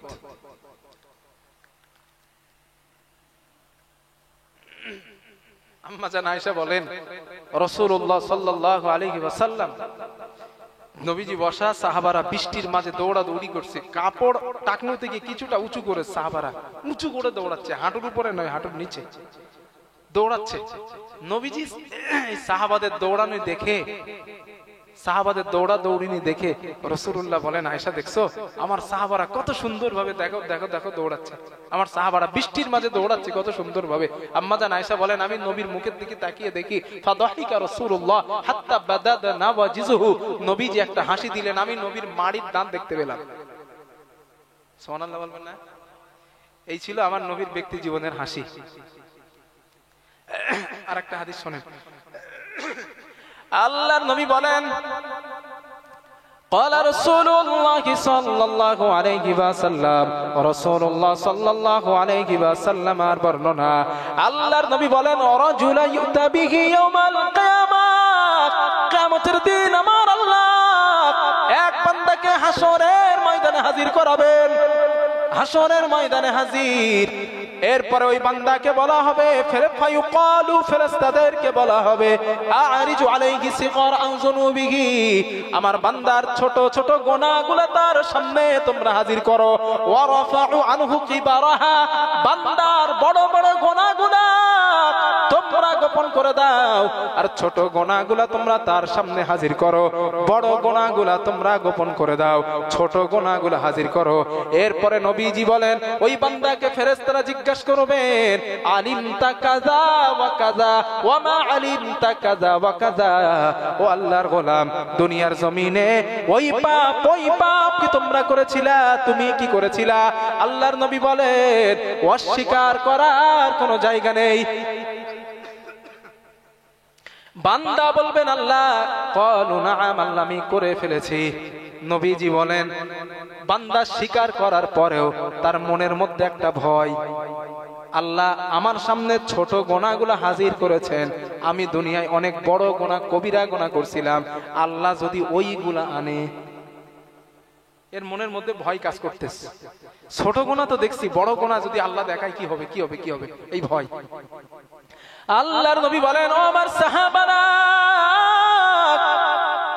এই ভয় বান্দার মনের মধ্যে কাজ করবে। এমন সময় আল্লাহ বলবেন গোলাম আমি আল্লাহ তোমার জীবনের গুনাহগুলো মাফ করে দিলাম, যাও বান্দা আমার দয়ার জান্নাতে তুমি চলে যাও। এবার আপনারা বলেন আমাকে, আল্লাহ ওর গুনাহ মাফের ফয়সালা দিয়ে দিয়েছেন, এরপরে কি আর কোনো কথা আছে? কথা বলেন। আল্লাহ আমারে বলছে যা তোরে মাফ করে দিলাম, আমার উচিত তো আর কোনো কথা না বলা। আল্লাহ বলছেন মানে এক দৌড়ে জান্নাত, হিসাব তো তাই। কিন্তু দেখেন মজার ব্যাপার হলো, ওই লোকটাকে যখন আল্লাহ বলছে যা আমি তোর গুনাহ মাফ করে দিচ্ছি, ও তখন আল্লাহরে উল্টা জিজ্ঞেস করে, আল্লাহ মাফ তো করছো ঠিক আছে, কিন্তু আলিম তা কাজা ওয়া কাজা, দুনিয়ায় যে বড় বড় পাপ করছিলাম ওইগুলা কই আল্লাহ? হ্যাঁ, ও হাদিসে এটা আছে। ওই লোকটা বলবে আল্লাহকে, নবীজির সাহাবাদের বলে জানো আল্লাহ ওরে মাফ করে দিয়েছে, মাফ করে দেওয়ার পরেও আল্লাহরে উল্টো জিজ্ঞেস করবে, আল্লাহ মাফ তো করছো ঠিক আছে, তবে আলিম তা কাজা ওয়া কাজা, যে ছোট ছোট পাপ তো দেখাইছো, তো সে বড় বড় পাপগুলো করছিলাম ওইগুলা কই আল্লাহ? সাহাবারা বলেন রাসূলুল্লাহ সাল্লাল্লাহু আলাইহি ওয়াসাল্লাম এই কথাটা বলার পর ফাদহিকা রাসূলুল্লাহ হাত্তা বাদাত নাওয়াজিজুহু, আল্লাহর নবী একটা হাসি দিলেন, আমার নবীর সামনের দাঁতগুলো দেখা যায়। জোরে জোরে বলেন সুবহানাল্লাহ, লিল্লাহি তাকবীর। সর্বশেষ আমার হাদিস, আপনাদের দয়া দেখা থেকে আপনারা আমার প্রতি 1 ইঞ্চি দয়া দেখান নাই, 1 ইঞ্চি দয়া করেন নাই আমার প্রতি আপনারা। রাসূলুল্লাহ সাল্লাল্লাহু আলাইহি ওয়াসাল্লাম বলেন, আল্লাহর নবী বলেন ক্বালা রাসূলুল্লাহ সাল্লাল্লাহু আলাইহি ওয়াসাল্লাম, আল্লাহর নবী বলেন তাকুনুল আরদু ইয়াউমাল কিয়ামাতি হুফজাতান ওয়াহিদা। এই হাদিসটা একটু মন দিয়ে শুনেন। আল্লাহর নবী বলেন কিয়ামতের দিন মহান আল্লাহ দুনিয়ার সম পরিমাণ একটা রুটি বানাবেন। নবীজি বলেন, হাদিসের মাঝখানটা শুনেন, নবীজি বলেন ওই রুটিটা নুজুলাল লি আহলিল জান্নাহ, আল্লাহ জান্নাতীদেরকে মেহমানদারি করাবেন। নবীজি বলেন আল্লাহ রুটি বানাবেন। একটা মানুষ, আপনারা ধরেন শিয়ালদা কত দূরে, কিন্তু বেশি দূর না তো না, কলকাতা অনেক দূর, শিয়ালদায় যাবেন, এখানে স্টেশনের নাম কি ভাইয়া? পাঁশকুড়া স্টেশনে আপনারা গেলেন, ট্রেন ধরবেন। আপনার বিবি কি বললেন, বিবি আমি 8টার ট্রেন ধরবো, আপনার বিবি আপনার জন্য রুটি বানাবেন। সময় আপনার হাতে শর্ট, আপনি তাড়াহুড়া করতে, এই যেরকম আমি আজকে তাড়াহুড়া করতেছি, আমার হাতে সময় শর্ট, তাড়াহুড়া করতেছি, আপনারা তাড়াহুড়া করে রুটিটা উল্টান আর পাল্টান, ঠিক কিনা? আল্লাহর নবী বলেন কিয়ামতের দিন আল্লাহ রুটিটা উল্টায়া পাল্টায়া তোমাদেরকে দেখাবেন। এই রুটি দিয়ে আল্লাহ জান্নাতীদেরকে মেহমানদারি করাবেন। এমন অবস্থায় এক ইহুদি নবীর কাছে আসলেন, আসার পরে বললেন, বারাকার রহমানু আলাইকা ইয়া আবুল কাসিম, হে আবুল কাসিম, তোমার জীবনকে রহমান বরকত দিয়ে ভরে দেন। আমি কি তোমাকে বলবো না কিয়ামতের দিন আল্লাহ কি দিয়ে জান্নাতীদের মেহমানদারি করাবেন? নবীজি বলেন, বলো। ইহুদি বললেন, ইয়া রাসূলুল্লাহ, আল্লাহ দুনিয়া সম পরিমাণ একটা রুটি বানাবেন, ওই রুটি দিয়ে আল্লাহ জান্নাতীদেরকে মেহমানদারি করাবেন। এই কথা শোনার পর ফাদাহিকা রাসূলুল্লাহ হাত্তা বাদাদ নাওয়াজিজুহু, আল্লাহর নবী একটা হাসি দিলেন, আমার নবীর সামনের দাঁতগুলো দেখা যায়। একটু তাকবীর দেন, নারায়ে তাকবীর, নারায়ে তাকবীর। মাওলানা সোহরাব আলী খান সাহেব, জোরে বলেন জিন্দাবাদ, নারায়ে তাকবীর। আমার বিশাল ইচ্ছা ছিল আজকে, সত্যি ভাই, আমার যদি মাহফিল না থাকতো আমি হুজুরদের সবার আগে উঠতাম, জয়নাল আবেদিন হুজুরের আগেই কথা বলতাম আজ। তবে আমার আজকের উপায় নাই, তাও আপনাদের দাবি রেখেছি, আমার আর খারাপ বলার কোনো জায়গা নাই। তবে যে কটা কথা বলেছি ইচ্ছাকৃত ভুল বলি নাই। হুজুর আসতেছেন, আমি ওনার ছাত্রের সমতুল্য একজন মানুষ, এই জন্য আসার আগে আমি মাইক ছাড়বো। ভালো থাকেন, সুখে থাকেন। ওয়া আখির দাওয়ানা আলহামদুলিল্লাহি রাব্বিল আলামিন। আসসালামু আলাইকুম ওয়া রাহমাতুল্লাহ।